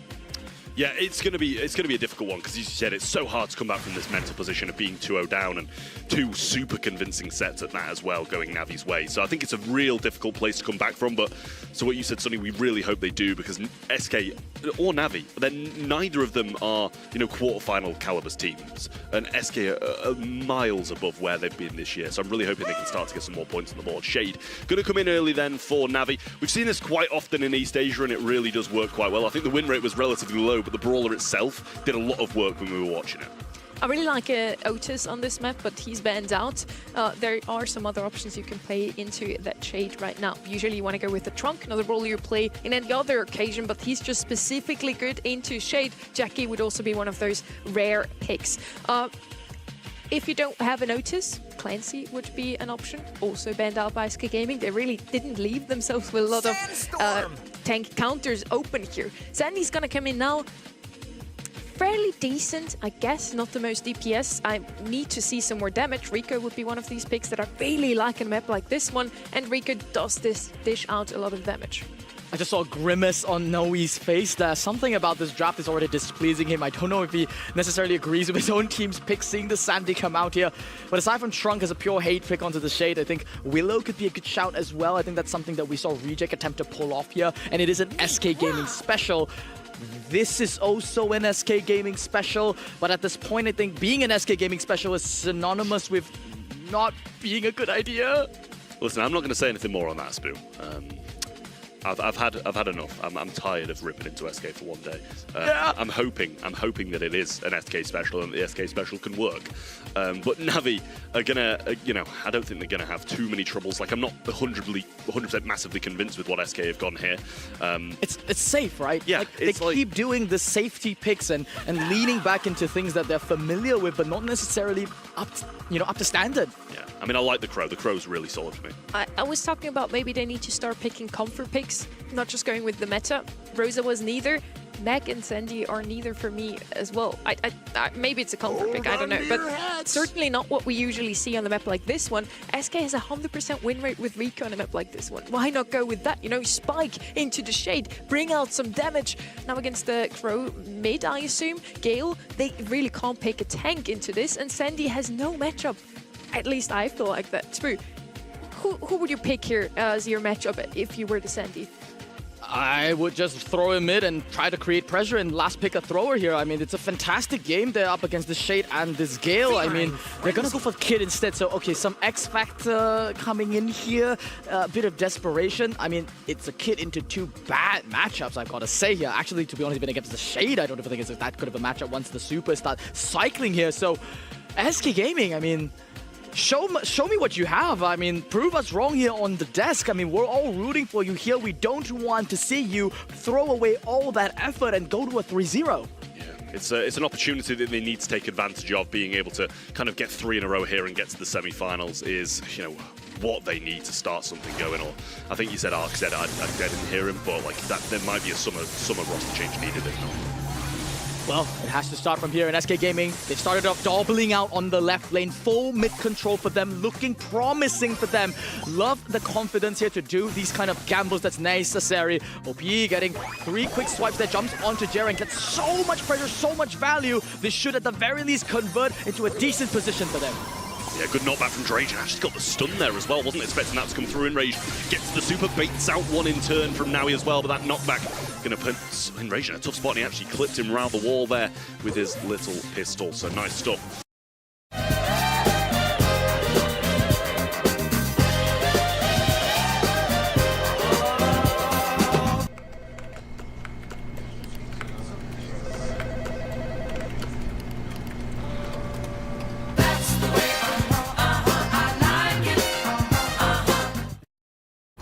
Welcome to my bank, Revolut. With its layers upon layers of protection, like quick. Another jump available from OP, and he will get on top of it. Not guaranteed to kill straight away, and Drage just retreating once more into the back spot. But Enraged back with another super, and a great stun there from Drage once more. Oh, the big bad Enrage is here, but he does get answered by the Sandy, not impermeable inside that wall, was pinched out in the mid. OP continues his aggressive movement, jumps back, wanted to be on Yoshi, I believe, not too sure if that was intended to connect, but at the very least, he does have a full hypercharge online, and that should convert into a goal down the line. Yeah, Enraged used his super there, but played it slow. Navi will get the kill regardless, with Gero burning the remainder of his HP down. Hypercharge available from OP now, and he might want to kind of spring into action, but seems like he's going to be waiting for his teammate. Now he's trying to make the move down the left-hand side, pinched in. He's kind of been left all alone. Jump up coming in here from Gero, and that's a big send, but did get a trade, and Ope pretty low as well. Drage defending well on the left-hand side and just putting the ball in this little pocket. OP playing the kit of his life here to try to keep SK Gaming's chances alive. They've managed to survive really well so far. Now Yoshi throwing the Sandstorm a little bit short there. I think could have gone a bit further there to really clip and rage and force him out of that position. So now that's a big hypercharge that's just completely width. It's a great position for Enrage to be in here. He looks so susceptible being this high up on his own, but he's got his super, the walls there, they're going to come in now. That's a super that's really not going to pay off too much for OP, I don't think, here, and they're going to get some good shots in. Gets his hypercharge off now as well and leaves Meg in a real tough spot. Drage ball up, and it might have been better to super that one. Can they get the shot? And they do, just round the corner, and I wasn't sure he was going to be able to without the super up, but 19 seconds for an SK Gaming answer, or we're on match point. A terrible mistake there made by SK, and they have to remedy this. Drage is going to pop that gadget, plus the hypercharge blustery blow sends back the entirety of SK Gaming. The folly struck them. They committed to the Shade, who has a literal facet, allowing him to charge free supers. They couldn't burst him down in time, and a gamble that didn't pay off. I mean, I want your opinion on, jumping in on Enrage there and not having the support in time. Terrible. It just seemed like a questionable decision to start with. And if you're going to do it, you've got to wait until they're a bit further around where they can pinch. Because by the time they got round, he wasn't stunned anymore. They didn't seem to be on the same page at all. I mean, they could have also waited for overtime to come down. Don't feed that super, but in this game, once again, same start as the first one. OP trying to get this daisy chain across the board, passing it over. What? The sleep and the shot didn't even connect. SK Gaming once again continue the streak of fumbles. It's got to be a goal, it really does. If not one way, then there was 100% another way to get a goal there as well, but super difficult for SK once more. Kit's super available, and he's actually just going to kind of move around this bush. Oh, he uses his gadget and gets hit, and then misses the jump too. Everything's going wrong for SK. This is not the SK Gaming that we know and that we love. At their lowest point, I'm not gonna kick them down any further, but we gotta wrap up this one. And Rage, you cheeky man, look at him. He's just taunting them, saying, "You wanna jump me? You wanna jump me? We've been in this position before." I mean, this is like, he's going to jump in onto this Meg there, which probably would have been a better idea last time as well, to be honest with you. Good shots coming in. I think a gadget was there from Rage as well. Has a hypercharge, but no super yet. Gets it eventually now, but in a bit of a tough spot. But now he's going through. He's out of mech as well, moving forwards. Jump into the backlines from Gero, and there's the hypercharge from Enrage following up too. Ball comes up, and it's in the goal. 1 minute, and SK needs something to happen. A miracle, anything, do something, SK. They desperately need this one for the future of the roster, for the entirety of the year. Ope's gonna miss another jump, but it could have been a big one. Needed to choose his targets better, and Rage continues to taunt here. He knows that Ope is gonna be coming in, gets the cleanup at the very least. This is a really good position for SK, but Jero jumps across the board, huge poison goes out. Na'Vi hold and defend. I mean, huge again from Navi, another great defense. Now he's going to fall down here again. Ope with another jump. But Navi in full control of the bush here. Sandy's going to be outranged. He's shot up. He's burning it. It's going to be so 25 seconds, and they've got everything to do. It just feels like SK might have given up here. They know it's the beginning of the end, and Rage with that hypercharged Rage with another daisy chain up, and SK Gaming are out of the A-Pro monthly finals. It's going to be Na'Vi that ascend to the semis. We expected this. All the effort though put in by SK just decimated. I mean, I don't really have much more to say about this game. You know, super convincing from Navi. Navi played well, but listen, we've said enough things about SK in this game, but I'm not even gonna. Too many mistakes in this one, especially. They're missing a Sandy Sleep goal, so many kit jumps missed, and they brought it on themselves in this situation. They really have. Yes, Navi played well, but SK 100% should be doing better. And as you said before, they need to get behind their draft. Something with this team is just not working out, even though all three of those players have had some great successes in their career. They're some of the strongest players we have in Brawl Stars in the whole world. Aero Milk Chocolate Mousse. Aero, feel the bubbles melt. Welcome to Wix Harmony, where even the boldest creation thrives on a rock-solid foundation. Turn your words into a full-fledged website. Managed, secure, and ready for business. Build smart, Yet still, it just doesn't seem to click. You know, both of these teams really needed that win, so I'm happy for Na'Vi. Big GGs also to SK there, and I really hope that, you know, we see more of the old SK in the future. We do have a lot of kills on both sides. This is not the objective of the goal, though, of the map, though, in the end. We see the goals all on the side of Na'Vi, just not a single sign of life, really, from SK Gaming. As you said already, I think we bashed them enough at this point. Just, guys, don't take it too hard. There's always a next month. The thing is, we just expect more. That's why. Listen, we're not seeing it in a bad way. Like, I love these guys. I love SK, but we're not seeing it from a bad place. We just know what they can do, what they are capable of. To them. And it's sad not to see it happening because, yeah, a lot of mistakes. Yes, and they have a whole month, you know. In May, we have the Brawl Cup, May 15th and 17th, if you haven't locked that into your calendar just yet. So they have a whole month to change something, and then we come back with a monthly final in June. We want to have a quick look again at our bracket of today. We have 2 quarterfinals out of the way so far, both of them in a 3-0 sweep. Travis, this continues like that. We're going to be out of here in 5 hours, which is sad, because I like some close messages, but at least we can enjoy the Copenhagen sun, I guess. I'm not sure if there's much of that today, to be honest. It didn't seem like the brightest of days outside, but yeah, 2 sweeps to start with. One of them definitely unexpected in the first, with Big Talents being humble 3-0. If you've just joined us, yeah, that happened. Navi versus SK, though, could have gone either way, so I don't think it's that much of a surprise for many people, but I think it's a big surprise that they've 3-0'd them in that fashion. Up next, it is Foot Esports versus Foot Academy, so quite a big derby there as well. So yeah, both of these teams going to want to get wins on the board, but with Humble losing, I think this is a big opportunity for Foot to go a long way ahead. At least one person on the desk is going to be happy about this outcome of today. Navi and SK was kind of a 50-50. We were also split down the middle at the desk. The first one, Big Talents, was a huge upset. So if you missed that so far, I guess make sure to scroll back on YouTube if you are watching over there to also watch that match. We get Arcback How are you feeling about the next predictions now? Is Foot Academy going to take that next match? Hey, I mean, after what we witnessed in that first quarterfinals, it could happen. I'm now on board. It could genuinely happen. I don't think it will happen, but then again, I thought Humble would be in the grand finals. Now, I think that Navi got a real shot because they should face then big talents in that semi-finals match, and that's a grudge match. I mean, Navi have always in qualifiers beat them, so I'm looking forward to that one. That's my new favorite match of the day.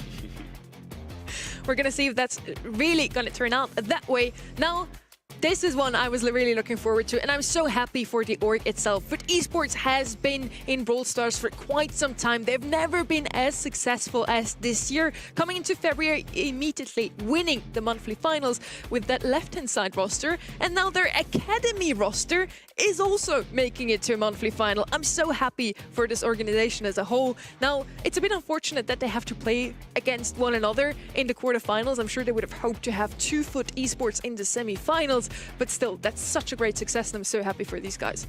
Yeah, I feel like it's a great opportunity, isn't it, to gain some valuable experience and in capable hands, of course. I mean, who better to go against than their own organisation? I mean, we have actually seen this matchup as well in the monthly qualifying stages of February, where Foot Esports, the non-academy team, did beat them in the sweep. But again, today is all about expecting the unexpected. You know, I would love for nothing more than to see an upset here. And it really looks like this org has a good eye for new, fresh, upcoming, good players. Guesty here is also one of the players that we have never seen before. He turned 16 just now, so now he can finally compete in the BSC. Has immediately made it into both grand finals of his whole career. And then we have the Foot Academy roster, 3 young and upcoming talent.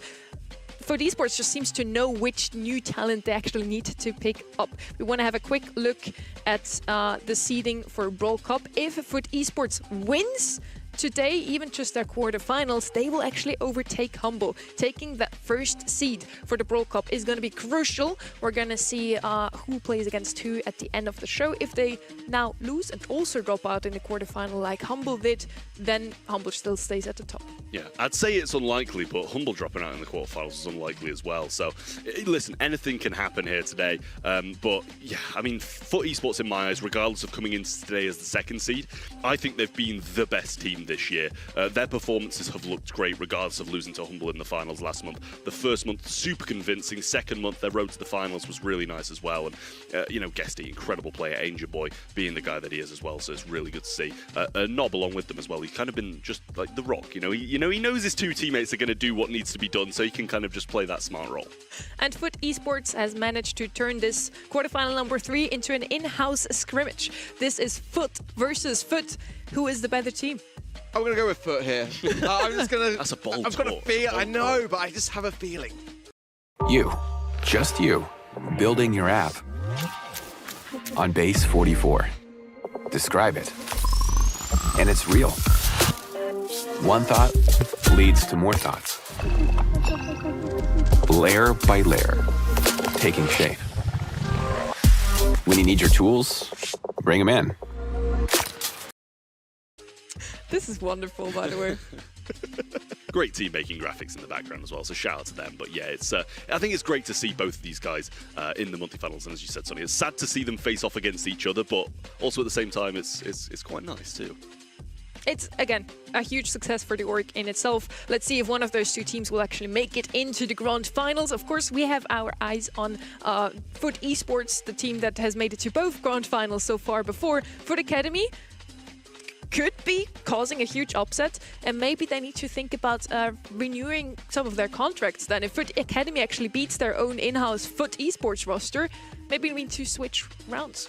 And I think for Foot Academy, maybe look at some of Big Talent's drafts. I mean, that was kind of like the way that they were able to unhinge Humble here today. But who would have thought that the script would be coming into today that, you know, for Foot to claim that number 1 seed, they just got to beat Foot. I mean, they've got to beat themselves, effectively. You know, I'm with Trav. I feel like for me, Foot Esports, despite coming a little bit short last month to Humble in that grand finals, which went to double match point, it was by a slither, have just been the stronger team and should, and I say should, take this one comfortably. This is going to be an interesting draft as well, because those 2 teams know each other so well. They scrim against each other very often. So Clancy and Leon on the right-hand side, global band here. And then for the side of Foot Esports, we have Sirius and Ellie band out. Ellie, some of these brawlers we've seen very often. Ellie is not one of those that usually shows up in a global ban stage already. That's probably a very targeted ban, Trev. Yeah, I mean, it's got to be really, because, like, Ali, when played, I feel does ridiculously well. Like, I feel like it rarely, just sits there and does nothing, because, when you pick it up in draft and on certain maps, it's just going to absolutely rip through teams, and there's a load of water and a load of grass. 94% though, at least people seem to not get too messed up with the predictions. I thought maybe it's going to be a bit close to 50-50 with the logos, but 94% to 6 is just crazy. 6% for Foot Academy though. The people believe in them more than in Big Talents. That means Foot Academy is going to win. By 1% is the difference maker, isn't it? I mean, it's like I said, I would not be saying this had that first quarterfinals not gone the way of Big Talents. It could happen. I think the Ali ban as well going to be very map dependent. You can see Bridge Too Far on this rotation as well as Ring of Fire. So we're seeing that kind of play quite a vital role really in those global bans. It's very much about the map pool. It does mean that with the Mortis left open, I'm looking to see that banned out because Guesty is a menace, an absolute menace on that particular brawler. Guesty likes to play those aggressive brawlers. Super Beach could come in handy for him in that regard. Many aggressive brawlers to be played there. What I always still hope for is to finally see a Willow again. She has been one of the most picked brawlers in Brawl Ball in particular for quite some time, and yesterday in East Asia we haven't seen her once. Yeah, I mean, for me, like, all of the top brawlers seem to be, like, kind of just, the at least in East Asia, the ones that are kind of a bit versatile, the mid-range brawlers. And when we had a bit more of a tanky meta, when Bull was coming through a bit more, when you had BB running down, I think Willow was more of an answer to be kind of a good thrower that can play into pretty much everything and be the best thrower against tanks. So I think that's probably why it was played a bit more in previous months. But I would love to see it come back as well. I really do enjoy watching that brawler. Yeah, for me, it's going to be a tough one for Foot Academy. I mean, they've basically lost to every team in qualifiers other than FA Kebab, and that was the win that got them to the monthly final. For them here today, they've got to take down, soon potentially to be the #1 seed. Not quite yet, though. So now it's time to figure out who is the better Foot.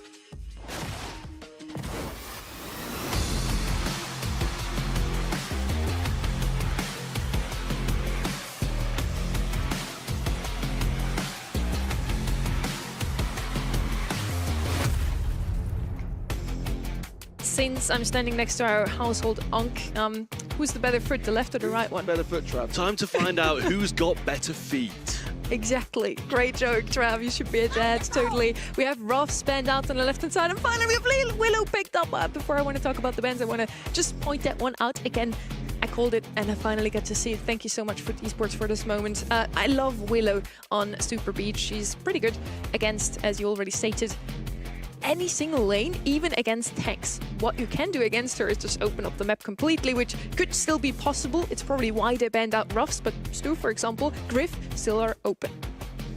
Cordelius as well. Might give be an answer to get that Willow eradicated off the map here. Otis going to come in as the first pick here, and it's one that I really, really like. A lot of great potential to shut down some later potentials of tanks coming in. More options left available. Meeple has a place on the particular map. Stu, though, going to be the second pick for Foot Academy. Yeah, Stu's a great shout, being able to open up some of these walls with breakthrough against the Willow. It definitely makes it a bit easier, and it'll help the Otis, especially in the later games as well, which is, as you said, Ark, a bit of a deterrent towards those tanks. So being able to break up the map against a throw and against tanks, if that happens, is probably a great decision to have from Foot Academy. And knowing the team that Foot Esports is, they're a super aggressive. Like Angel Boy and Guesty can just run it down with these assassins and tanks, so probably a good idea to heavily draft against that. We have a couple of damage dealers still left open. I'm looking at Clancy, for example. He's actually global banned. Never mind. We still need a mid on the left-hand side. They already have Willow to lock down a lane as long as Sue doesn't open it up there. Meeple is going to be their choice for that. They need a second lane now, and as we know, Foot, it's probably going to be something aggressive. We have Bull left open, for example. BB as well. Those two have been showing up big time last month. They both got a little nerf coming into the season, but I still believe they're one of the strongest picks you can have. Sure, M's as well open here. Pierce going to come in for Foot. I mean, we talked about it yesterday. It could be playable on this map. It could. I mean, it's certainly in the hands of Humble, very dangerous, but we will not be seeing them for the rest of today. So we need another team to really champion the Pierce pick at least. Yeah, I mean, I'm as confused as you, Sonny, here. It's kind of, I would have felt like Meeple probably would have played through the mid, but forcing it now to kind of play through the lane with the Pierce. So I don't know if they just kind of double mid and hope for the best. And obviously, the map, when it's going to be broken up by the Stu, becomes a bit more free roam anyway. So that might be their game plan, but it's Ziggy along with it too, so they might just choose to keep it closed now. This just shows drafting really is a form of art. Foot is like on the left-hand side. Well, we have 2 mids now. If you want to open up the map so you're good against their Willow, Do those returns. Before it's too late. Join millions of Starlink customers. Good with money starts here. Пассажиры очень спрашивают, почему мы все еще не взлетаем. Скажи им, что я играю в Tile Survive. В ту самую супер расслабляющую игру? Да, плюс она скачивается бесплатно. Тогда я тоже хочу. you're just making sure that our Meeple and Pierce can pop off completely. So on the right-hand side there now, you know, maybe we don't open up the map and pick a thrower ourselves to counter the Willow that way. So they just deviated from their original plan. It seems they now have a roster on the right-hand side here, or a comp on the right-hand side, that doesn't work necessarily together really well. They're strong individual brawlers, but let's see what they can do with them. Already boxed in is the Ziggy, now landing a lot of that gadget down towards Nob. Angeboy pushing himself forwards on his right-hand side, trying to land some taps, getting ever closer towards that mind control. Takes a dive there, maybe anticipating the Stu a little bit early. Master doing a good job of getting that kill there, moving up now as well, and Guesty trying to push them out, hitting a few shots, getting some back, gets one kill, but auto aims his super to the turret, so luckily Nob gets that one off the line, but almost kind of crept in past him. Xerox on the left-hand side, trying to hold control, and Angel Boy might need to go ahead and take that matchup. Guesty trying to land some taps through this mid. And again, this Ziggy gadget is going to be pushing Guesty down to almost 1,000 HP. Creating a massive amount of space now through that mid. Looking for Foot. Esports on the defense. Some good taps though from Guesty. Open up some space, and the follow-up is strong as well. Nice wall there from Nob. Should defend that quite carefully. Nicely there from Guesty, just continuing these taps forward. Pierce really working out. Yeah, it was a really nice two-piece super there from Guesty. Gets a lot of ammo back from that too, and this kind of homing ammo seems to keep on connecting with Farissa, who's walking into it. But Angel Boy with a super here in these aggressive positions can be very worrying for Foot Academy. And Nob, when he gets a box as well, there's the hyper super going to be hitting too as well. It's a big hit on both. Xerox going to be one shot though, and they're unable to get the shots just yet. Angel Boy with a super here as well, but it seems like they're just waiting this one out and trying to find a better time for it. I mean, Angel Boy has got the hypnosis now as well, the mind control, which of course can score goals. Nice clear ups though from the Master. Guesty and Nob. Not the only one left standing now, just trying to keep everything at bay for his teammates to come back. Has got super. Angel Boy going to go over early hypercharge and misses there the mind control as well. So big mistakes and punished for it there by a fantastic restore. Yeah, good stuff from Nob though, boxing Demaster and the ball to stop them from moving that one up, but a good help from Farissa there to be able to keep them alive. Slowed down and hit pretty hard now though, and Guesty can't find the killing blow as his ammo, unfortunately for him, goes to the right-hand side. Hypercharge there for Farissa. You know what that can do. Foot though, Esports still staying firm on this defense, and despite a couple of glimmers for Foot Academy, they are staying put. Hypercharge for Nob, going to throw out then again another Mansions of Meeple gadgets, and the hypercharge to follow up as well to allow him to actually enter that realm. Let's see though, there's a miss, a massive miss mute from Farissa. That should open up some space now, but the Ziggy is really proving to be a bit of a battle on this left-hand side for them to push into. Great taps from Guesty again, and he finds Ziggy. He's got infinite ammo at this point, just absolutely destroying the wall. And this is kind of why they didn't break up the map for the majority of the game. As soon as those walls fall, Guesty going to be doing so much. Absolutely ridiculous how strong that was. I think there was about 6 pieces of ammo on the floor at one time, and it's just non-stop, just raining fire down on the opponents. Slow and steady wins the race, isn't it? It's like Foot Esports taking no chances and only taking prisoners. I mean, at the moment, it's quite a strategy in the early outset of the games, really utilize that Meeple in the overtime, allow Guesty to just continuously tap as he is throughout the game regardless.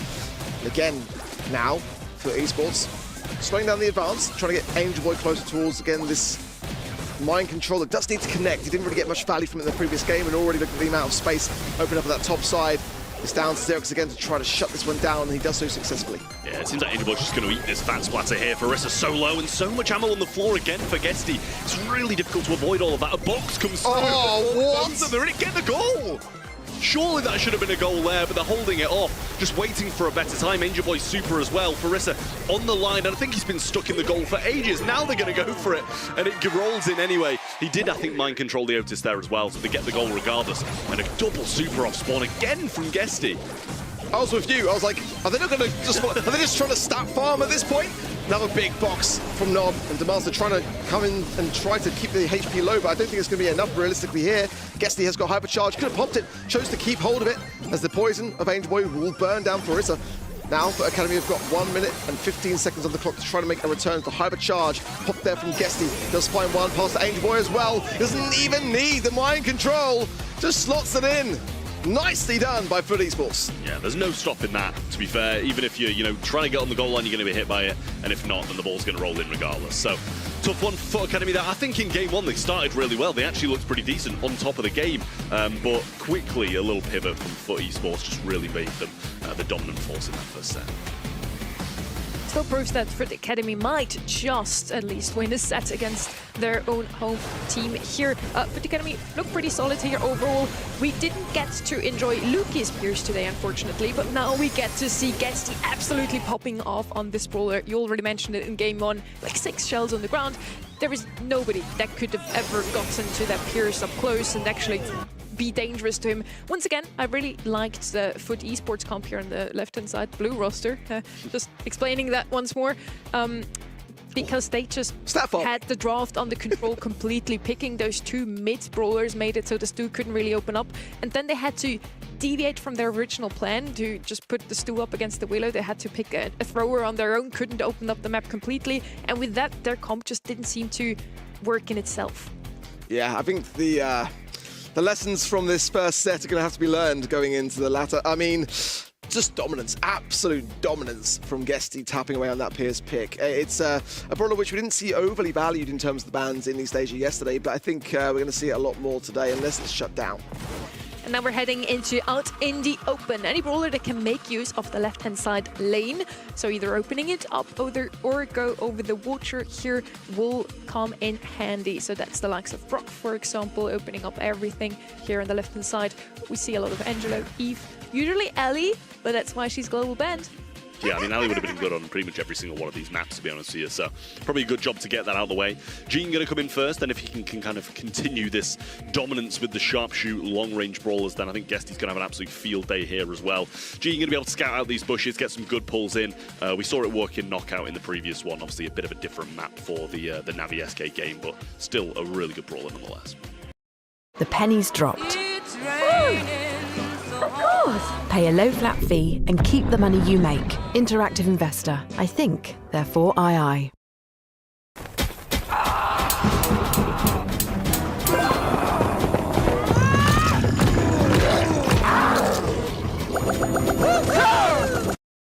Could be another Pierce map potentially here. I think Eve would be a solid shout considering the Angelo ban. The Byron ban means that the Ollie is just a little bit more risky if you want to bring that in. Which could mean a map, but Brock first pick. I love this brawler as a first pick on this map. It's so first pick worthy just to allow that escape route time and time again. So really love that from Foot Academy. You can't fault it. I'm really surprised that we actually don't see all 3 brawlers that we mentioned coming into this banned out. Brock, Eve, both left open, and still Foot Esports decides to not pick any of them up. Brock goes the way of Foot Academy now. Pierce as well. They have a really solid comp in their hands so far. I'm sure Foot Esports had a plan on their mind though. Foot is the team that if they don't pick a brawler, it's because they know exactly how to counter it usually. They could still go with the Eve here. They might just go with Bo now to charge their Gene Super quite early on in the game. Yeah, I mean, I hope they've got a plan at this point because, as you said, the Foot Academy picks so far have been very solid. Pierce, we saw what it can do in the last game, and Brock to be able to open up that wall and not need the ability to go over the water. I'd like an Eve here. Obviously, against the single projectile brawls, you're going to have a pretty good time. Jay Young going to come in, though. Obviously, Slipstreams, some heals in there as well, can go a long way on the map like this. And one of the better brawlers in the late game. Sometimes Foot bringing in Doug, it wouldn't be the worst of things combined with the Jay Young specifically, but it is a bit risky. I mean, Gus is definitely an option if they want to combine that for some more survivability, and definitely the long-range advantage going into that Pierce. That could be another option. sometimes Colt. They bring in some daring picks on this map, and I feel like for them it's just a bit of target practice here to be the Eve coming forwards, and we've seen a bit of a rise up with Eve coming in terms of the play rates, especially in EMEA, so it makes a ton of sense, especially again considering that Angelo ban. I absolutely love what Brit Esports is doing today, already in the Brawl Ball set now again. I'm someone who studies draft in their feed time. Yes, I'm that much of a nerd. On the left-hand side now, I mentioned how good it is to have something on the left-hand side lane that can go over water or break open the map. What we've seen yesterday in East Asia is that Jaeyoung picked to just rush into the map as quickly as possible from the get-go over the right-hand side lane, so you never really need anything on left. So I like that they're sort of copying that from East Asia. Jaeyoung has not been picked up very often in EMEA scrims, so they must have just watched that match. We have now the last pick here on the right-hand side, Mina, so they have some aggression. Is that going to be enough to deal with the Eve hatchlings? They all have single target shots right now. Interesting draft. Yeah, I mean, I don't mind it. The mobility's good. We'll be pretty decent in the in the late game. Sorry, but it's going to be a bit of a super battery. I feel here for the Gene, for the Eve, getting those hatchlings in. As you said, it's going to be super difficult, and he is playing on that side as well. So Nob shouldn't really be at too much risk, considering he can just retreat quite far and ask for a bit of help. The windmill gadget for Mina might give a bit of space for Xerox, but at the same time, there it is. But I feel like over time, it's going to go against him unless he can just continuously evade these shots with that speed of the Jaeyoung that can ride it to everyone on the squad. Guessing though low, coming back there for some magic puffs from Angel Boy, but actually for Esports, struggling here slightly. Yes, just narrowly surviving there, and Angel Boy the same, but he actually goes down, trying to get a refrag now. Guessed he missed a couple of shots that maybe should have found connections, and the windmill will keep them alive for now. And just about as he has to retreat all the way back to Spawn. Spawner's coming in, and this needs to be a kill on Demaster here if they want to be able to bring this one back. Got hit by a couple of them, and actually I think he might go down, but I don't know if this is a 2v1 that Guesty's capable of winning. He almost, if he'd landed some shots, but like you said, he is missing a couple. Weekend Warrior not going to find a connection there onto Xerox either, and he will fall down. So the first round going the way of Foot Academy, who, to their credit, looked pretty good. I mean, as we both just mentioned, Guesty missed a few shots in there that maybe could have guaranteed that Mina kill. 100%. So that could have changed the game entirely. But Xerox doing a good job, to be fair. The windmill gadget's doing a lot of work here. And Angel Boy and Guesty just focusing down a bit further up instead of helping out with Xerox in the backlines here. But we'll throw a few shots over just in case. Guesty really utilising that speed, but again, the heal will have more DPS. Xerox on the left-hand side, Weekend Weary, Demaster down to 600 HP, now 14. He falls now to Guesty, but it's a 2 versus 2 as he will fall as well. Now the hatchlings will come in, big taps from Nob on the left-hand side falling up as well, and now a really troublesome spot for Foot Academy. Yeah, the pinch got to be there now. Xerox considering it there, but doesn't actually take the launch pad, kind of baits it out and forces them both back into a corner. I think there was another windmill back used there as well, and he's going to go down. Farissa jumps in, and Nob's going to be looking for another super, and has a hypercharge along with it now as well. Well, let's hope that if he does use it on the jump pad, that he times it correctly, as we saw yesterday in East Asia. That didn't work out too well.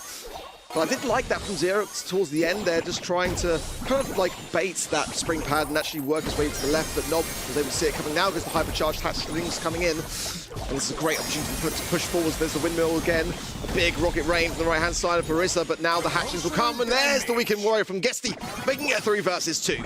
Just inevitable, I feel, that these hatchlings come in. What can you actually do with 2 single projectile brawlers? And Amina is not going to be able to hit them unless they're a bit closer and has to retreat all the way back. So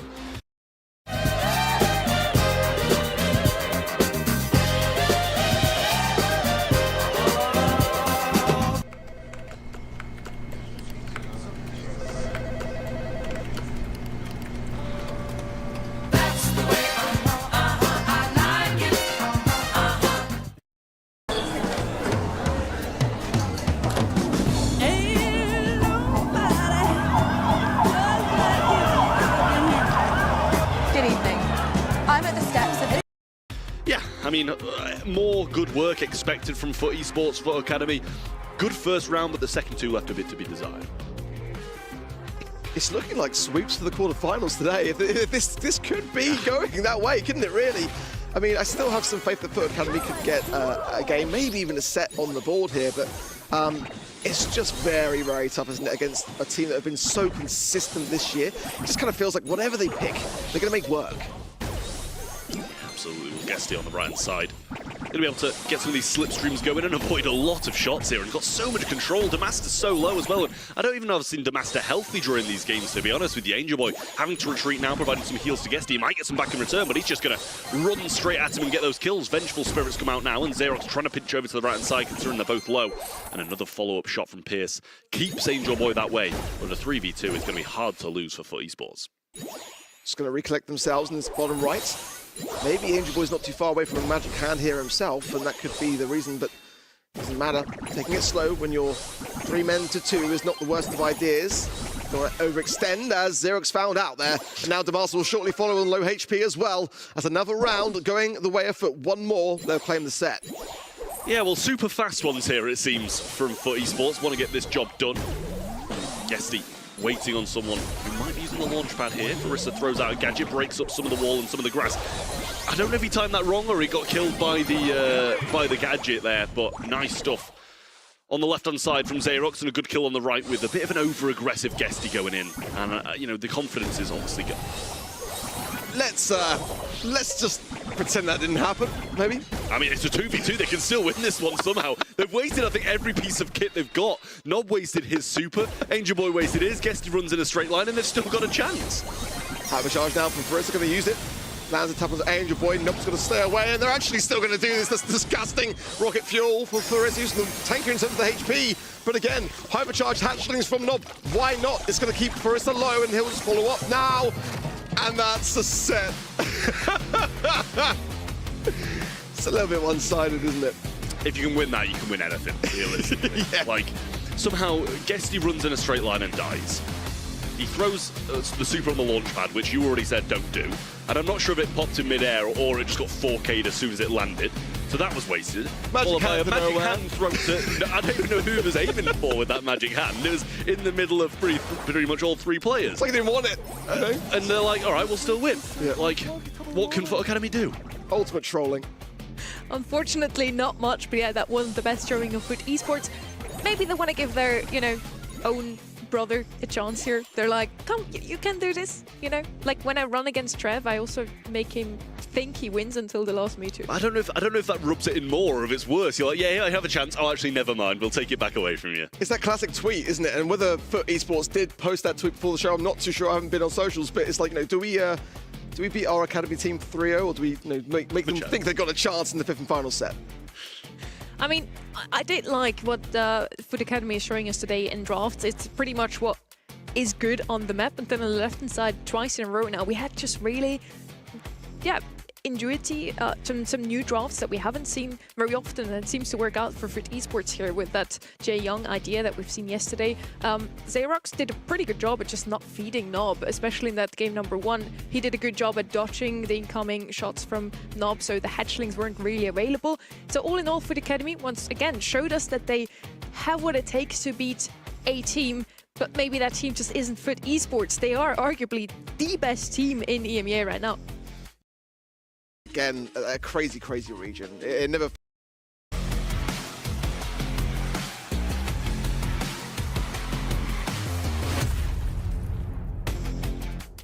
And we are on Dueling Battles. We have seen this map right-hand side as well. If you want to go with thrower here, well, maybe not the best if they break open the map on the left-hand side. So we'll see what they are going with instead. No range whatsoever. It's going to be Mina, super aggressive, go in. And of course, with her gadget, she also has a little protective shield against any incoming shells from that Pierce. I think I'd like to see a Pam here, maybe even a Lou, just something to, yeah, put up against that Pierce. Or, I mentioned it before, I think Charlie is a super good counter to Pierce because of her spiders.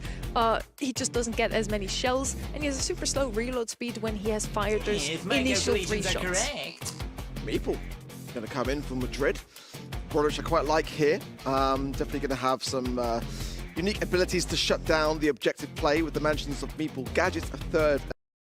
Roster, that's such a clever draft. If you pick Rico first, the opponents are just going to open up the map.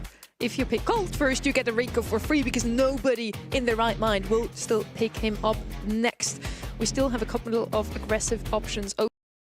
Pleased with that. Claw back a really, really important round, and they've got the resources to boot as well. Look at mine, he's got the super active, could combine it with Dompe or Ness. Hypercharges at the ready, and that's as well, just making this lane adjustment now. They want to swap over Dompe, potentially try and get him in front of that unbreakable wall, and then have mine lead the charge. I like that mark onto Nob. Ideally, you want to eradicate the fire with a lovely reverse polarity gadget as well to seal it, but Nob still left standing. Angel Boy goes now with the hypercharge. He connects a lovely poison onto mine. He's got to jump away, but that's going to seal it. Beautiful tap there, but it is a 2 versus 2 here.